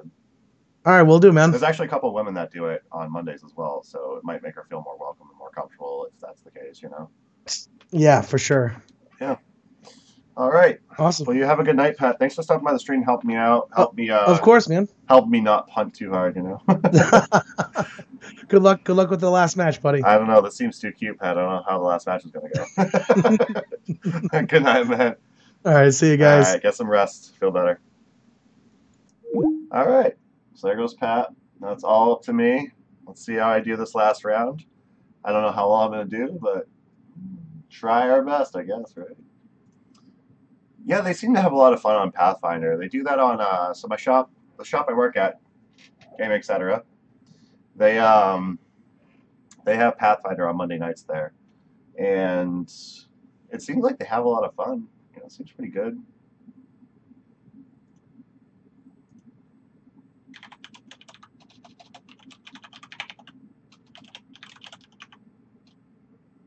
Yeah, and the deck is pretty cute. The deck's definitely cute, but it seems like it's pretty, you know, it seems like it might get there. It might 5-0. It's got a lot of good things going for it. I definitely like I definitely like that I substituted the Council Judgment main board for Skorak. Skorak could be, so I think Skorak would make the deck super cute. I don't know if Skorak is correct still, but you can still chest Skorak, Drew. I think that Council Judgment main board to have that out against Planeswalkers and creatures is better. This is like a 5th removal spell. Hey, good night, Pat. Thanks for coming by. All right, let's see if this 5th round come up. I'm streaming for almost 2.5 hours. I'm getting a little tired, so if we don't get an opponent within the next minute or so, I might just call it a night, and maybe I'll do like a surprise thing on Saturday. We'll finish this up and maybe try something else.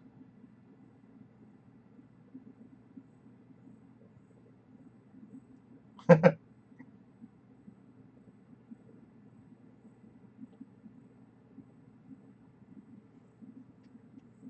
on, opponent.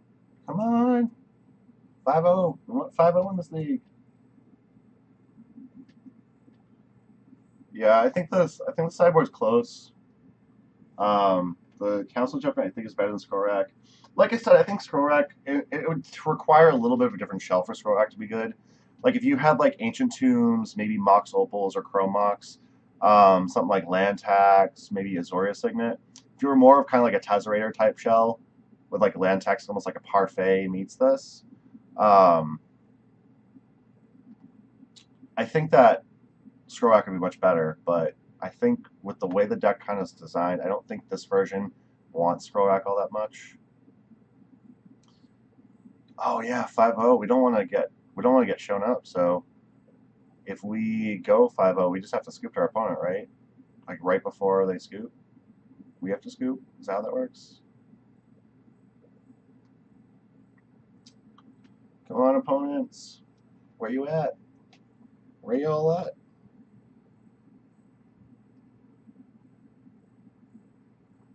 Oh, apparently someone's doing good with High Tide. That really is nuts. Oh, found a match. No, join, quick, join before they leave. Oh, jeez. I just gotta stick with my normal stream setup. This is terrible. Jesus. Oh, Lord, help me.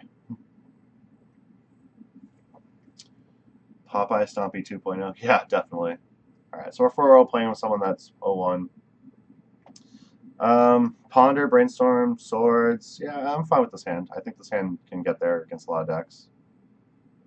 Yeah, no problem. Happy to help out, Drew. I've been trying to figure out the Thopter Sword combo deck for a while now.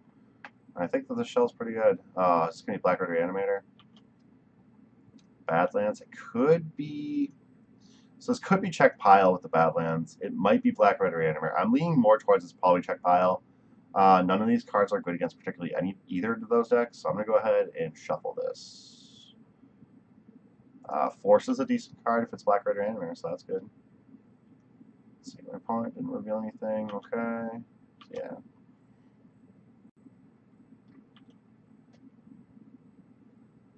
And Drew, if you want the updated deck list, including the sideboard, just follow this link I'm going to give you right now. So if you want the updated deck list and the full 75, Drew, to check out, that's the deck list right there. Cobble Therapy. So it's probably, is this Test with the Badlands?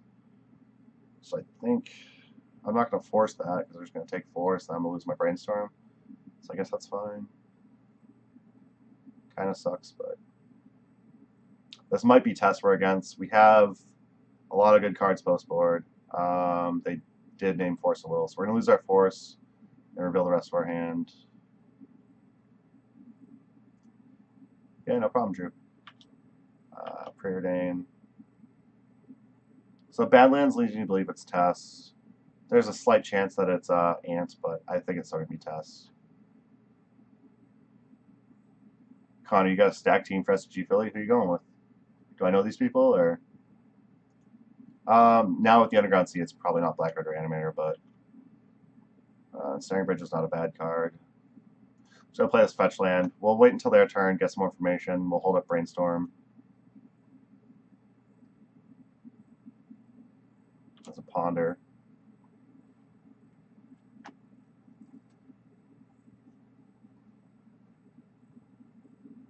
Could be a random Grixis Delver deck, I guess.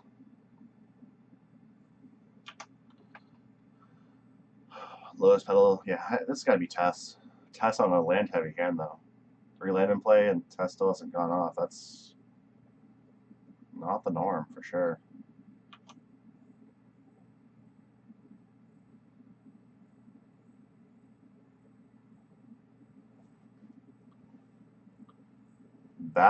I know who Peter Archambault is.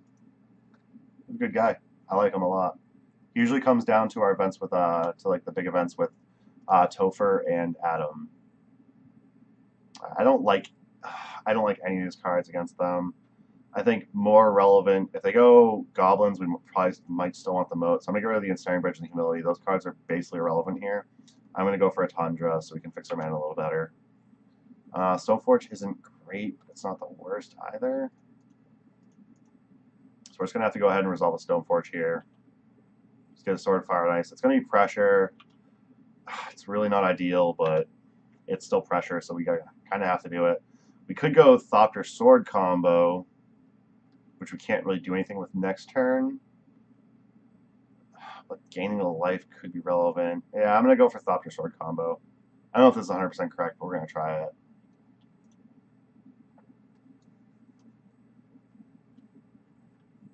Who's playing what format, though, for SG Philly?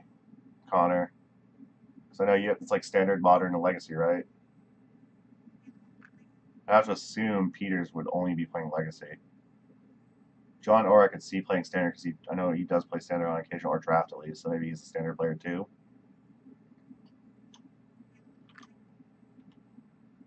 Alrighty, when we have combo, we're going to play it. My opponent's hand must be really bad. 4 lands, they haven't done anything really.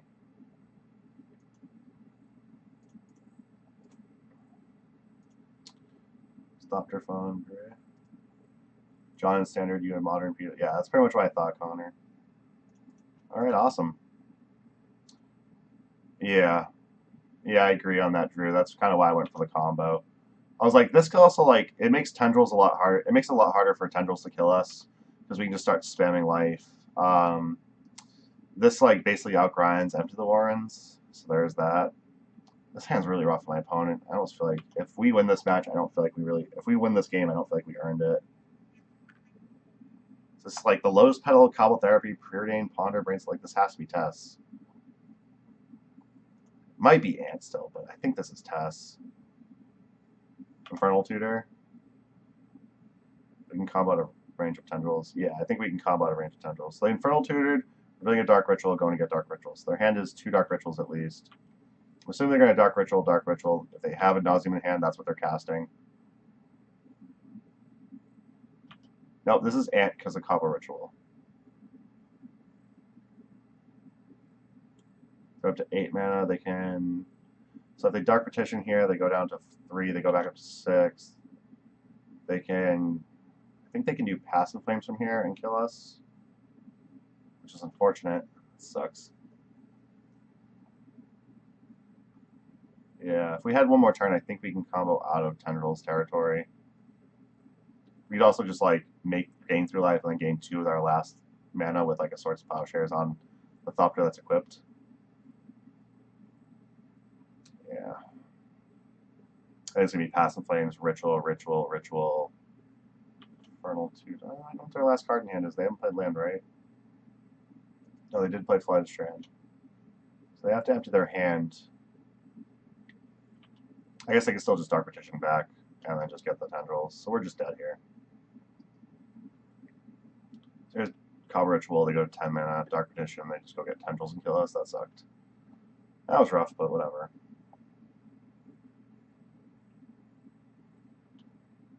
Cobble Therapy.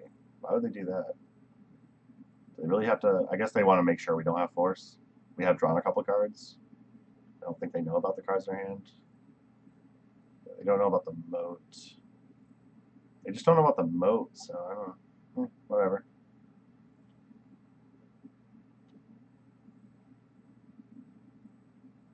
Yeah, definitely got to be safe. I mean, they knew we didn't have blue card at the very least. The only card they don't know about in our hand right now is moat, so. Oh, the last card in hand was Infernal Tutor, so they didn't even need to Dark Petition.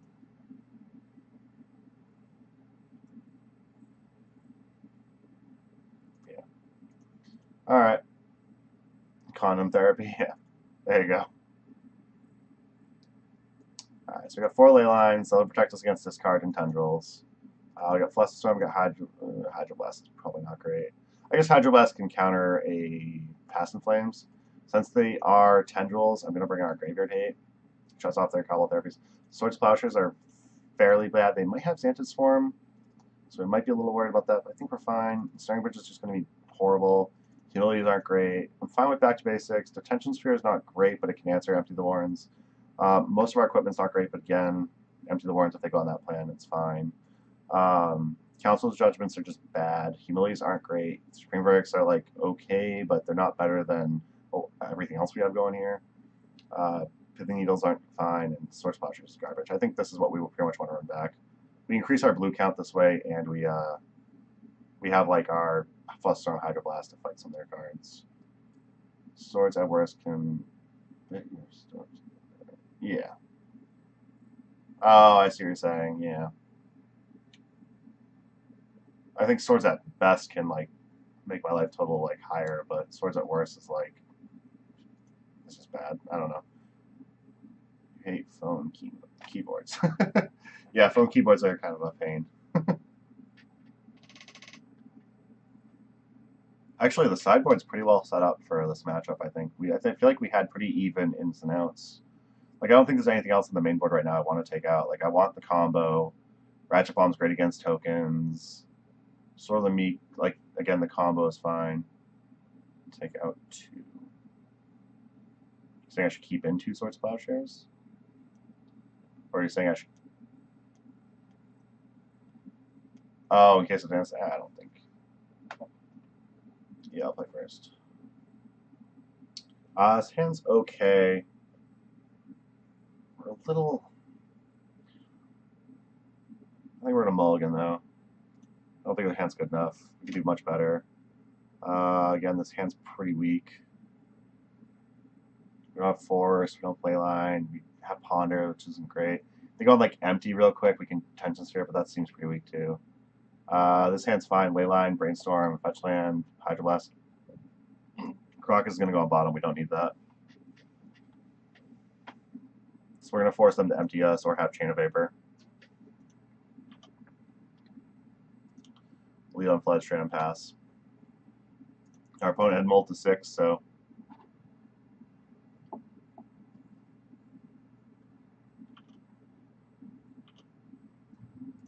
Awesome. So now we can Brainstorm with a Fetch, which is great. Yeah, that was a really lucky 5-card mulligan.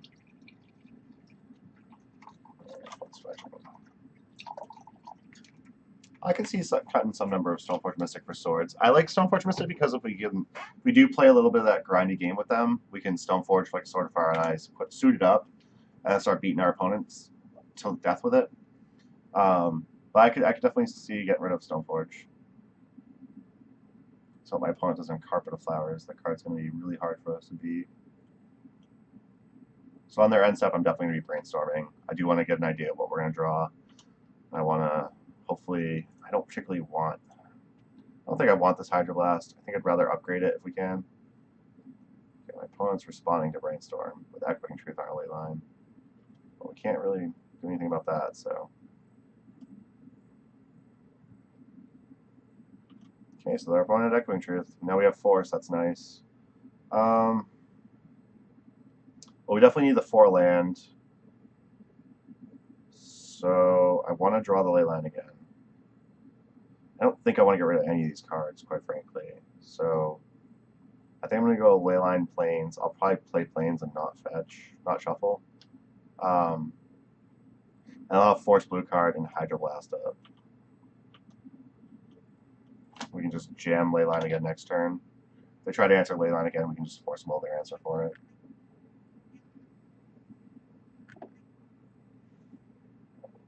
Looks like we might just lose this deck, though.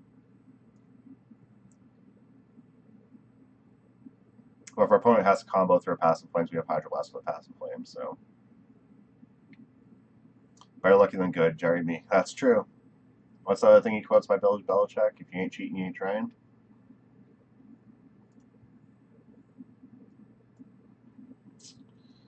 Discard spell. I think. Did I force that? I think I do.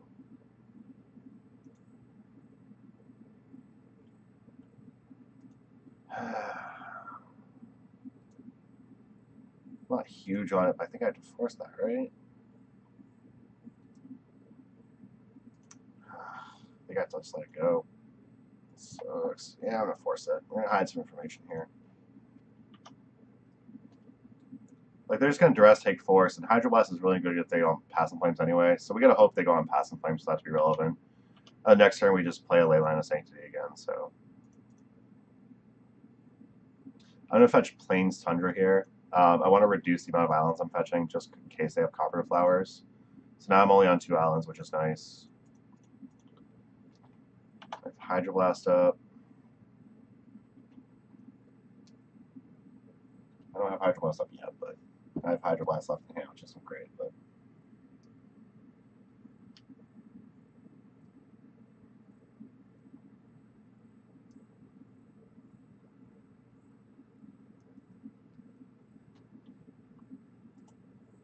we might be able to sneak out this game. They've already used Echoing Truth.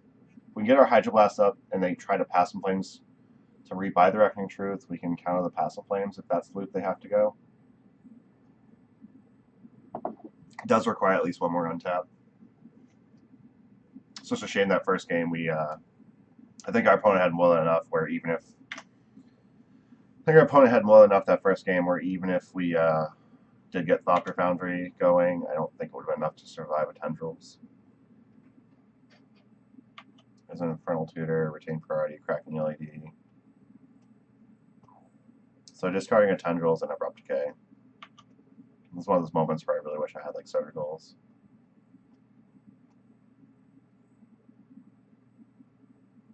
So I'm assuming they're gonna assume they get Passing Flames. Or assume they're gonna fetch maybe Ad Nauseam. Okay, Ad Nauseam. Makes sense. Yeah, Goblins might not have been bad there, actually. We don't really have anything going on. So our opponent, okay, so our opponent's down to 10 after flipping Passing Flames, Therapy, Ritual, Ponder. So the moment they have LED, they have Petal, so I don't know why they're still going. My opponent's getting greedy with this Ad Nauseam. At this point, I think they have the mana, though, that they can... So they can fetch, get Underground Sea. They can Ritual, Lotus Petal, LED. Cast Passing Flames, crack LED. They can flashback Echoing Truth, flashback Tendrils, and just kill us. They have so much mana right now. So we have lost very, very hard right here. Yeah, we did. I mean, I'm gonna make them do it, but we're dead. We just went 4-1, not 5-0. Unfortunate. Opponent was good, you know. Our opponent did a very good job. I think going past the 2 Dark Rituals is irrelevant, though. Like, they went all the way to the Infernal Tutor, which, I mean, if the Infernal Tutor was a Dark Petition, they would have been dead there. So I think my opponent got a little bit greedy, but they got lucky. No, 4-1's fine, especially I've never played a deck like this before. I think that... So the last game we were close, I think. Our opponent had kind of rough hand. And then for Game 2, our opponent had the Echoing Truth opening hand, so they didn't have to ponder or anything. Like, they went fetch line, Echoing Truth, end of your turn. Take your bounce your Leyline, and then, went off from there. So yeah, I'm not upset about this at all. I would say this worked out very well. Drew, I think you did a decent job. I'm gonna say good game, well played.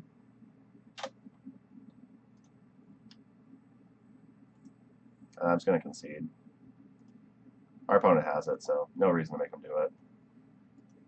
All right. Well, 4-1 in the league. We've got 8 treasure chests, 1 qualifier point, 180 play points. So we just roll the league at least. That's good. So deck is real fun. Let's pull up the deck list, check it out real quick, kind of talk about what can be done maybe in the future, what can be changed. Just going to message Pat real quick, let him know that we got fucking rolled by Storm.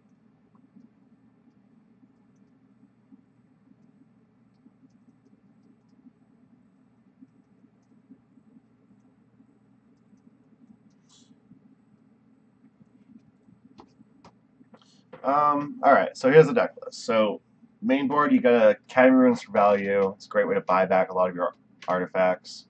You got a Crocus as a utility land. Crocus, hey, worked out really well against Sneak and Show. That apparently we're playing a 2-cute deck and, salty opponent. We got an Ancient Den and Exceed Synod, which actually, those were actually great fine inclusions. We had a couple games where, or at least we had one game where we Enlightened Tutor for one of those, so we had the extra mana. So actually having the artifact lands with Enlightened Tutors was actually pretty relevant. The 4 islands, 3 plains, 3 tundras. So most part, our mana base was very good. I think with the fact that, because the deck ended up being a little bit more white, like the Council's Judgment replaced the Skull Rack, I'm fine with the 3 plains, Caracas, Ancient Den. I might trim a plains for a 4th tundra or a 5th island. Search for Azcanta might not be a bad inclusion, actually. It gets all the pieces of the combo. There's only 4 Stoneforge and 21 land you have to worry about getting. Search for Azcanta might actually be a really good add in here. If we added a Search for Azcantas, I might even want a Crucible Worlds somewhere in the 75. But we actually, I think I would trim a plains for either another island or a 4th Pluto Delta. There was just, between the Ancient Den, the Crocus, and the 3 plains, whatever, we had a lot of times where we wanted double blue so we could Brainstorm and Flusterstorm, or we could Ponder and cast Back to Basics, or Back to Basics, hold up Pyroblast or Flusterstorm.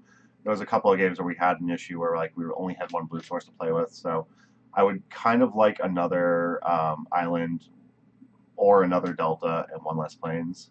I think that's one thing I would do.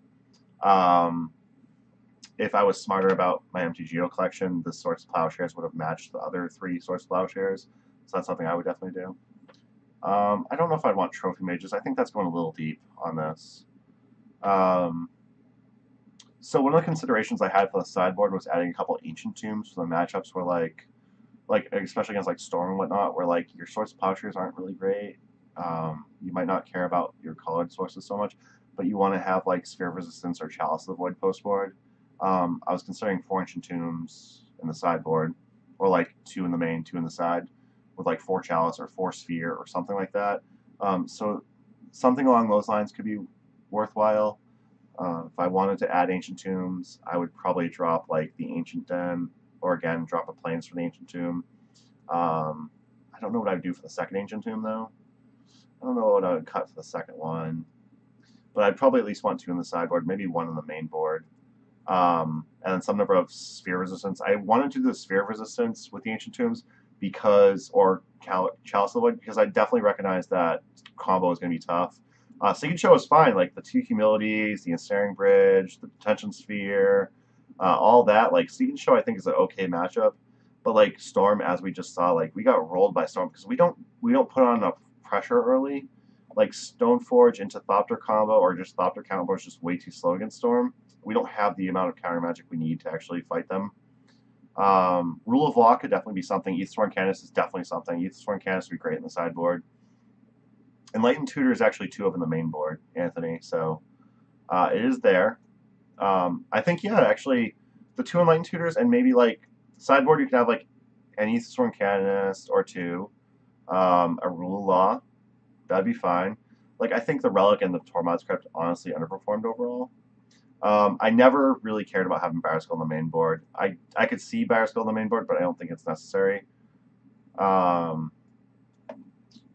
Yeah, so I think that's one of the biggest things I would change about the deck is something better against combo. I think having Enlightened Tutor for Aether Canonist is actually probably the best option. It could be like a second plus Storm in here as well. I don't think the Relic and the Tormod scripts are that great. I would probably drop both. I don't know that Graveyard decks you might just have to accept are just bad matchups. Because I don't think you can run Rest in Peace because you don't want to just dump your Thopter Sword combo. You could possibly run Rest in Peace and just dump the Thopter Sword combo post board against those decks and just be like a bad Stoneforge deck, but I don't know if that's really where you want to be. The 4 Leyline Sanctity I think are fine. I think Batterskull post board in some matchups is fine. There was like against Grixis Delver twice we brought in the Batterskull. I think Batterskull's fine there.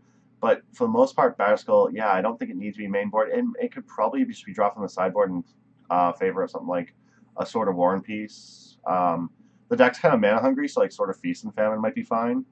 Because like you can main phase 1, jam like a Back to Basics with a Sword of War and Peace, and then or Sword of Feast and Famine, attack with your Stoneforge, untap everything, make them discard, and then like jam something else post combat.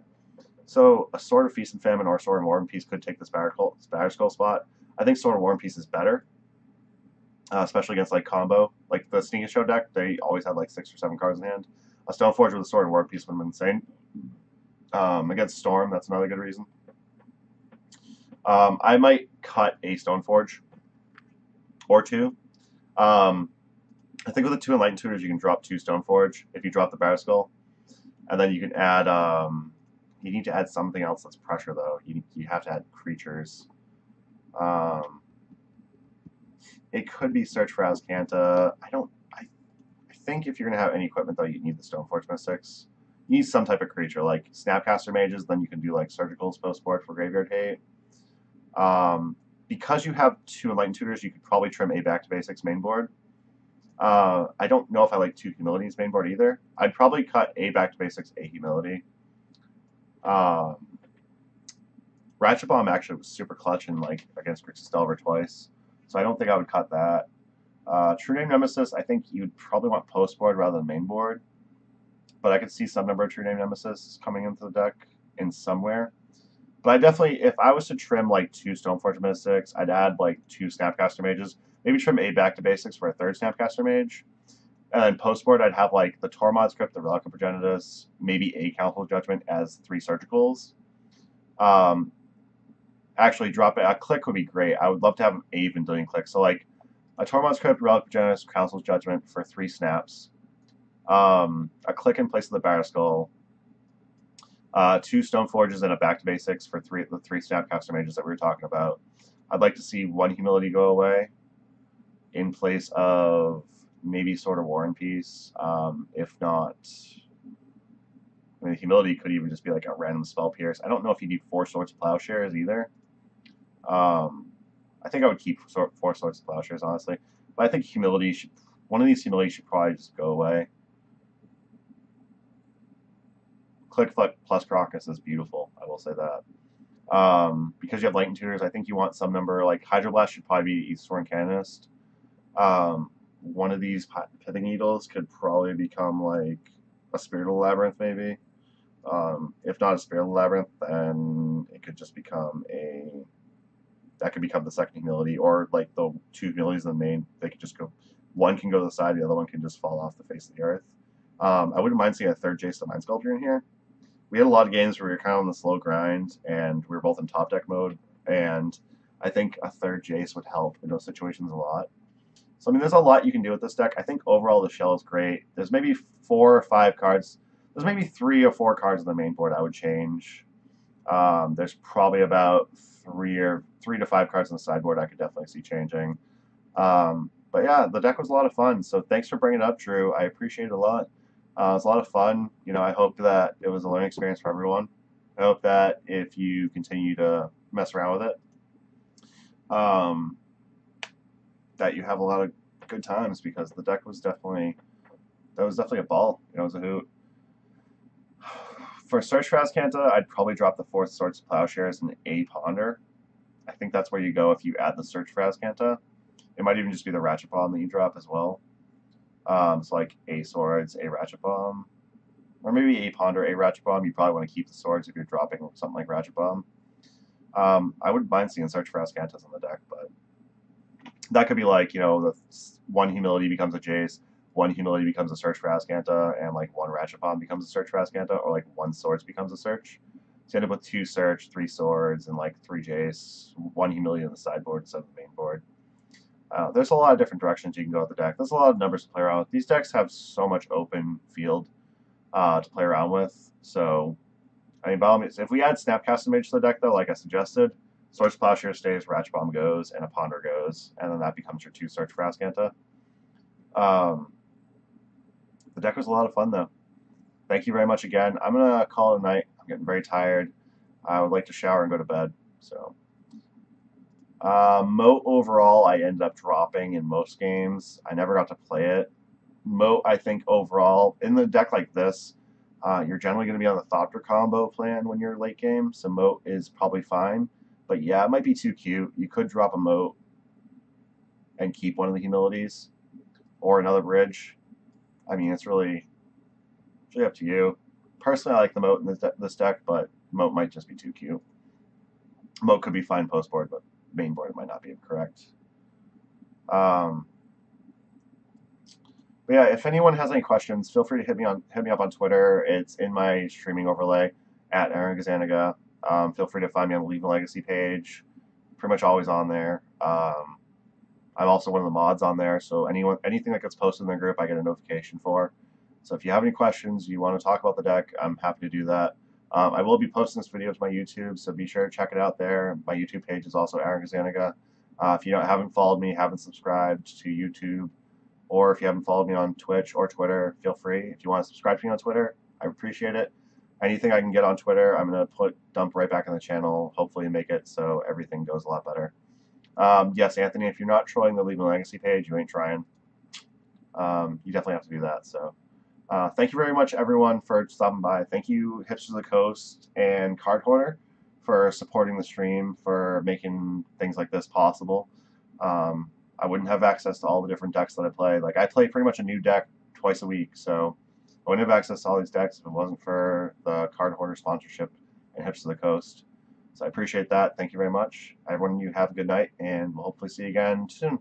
I'll be streaming on Sunday at 7 p.m. EST. I'll likely be playing Bant Astral Slide, so be sure to check that one out. It should be a lot of fun.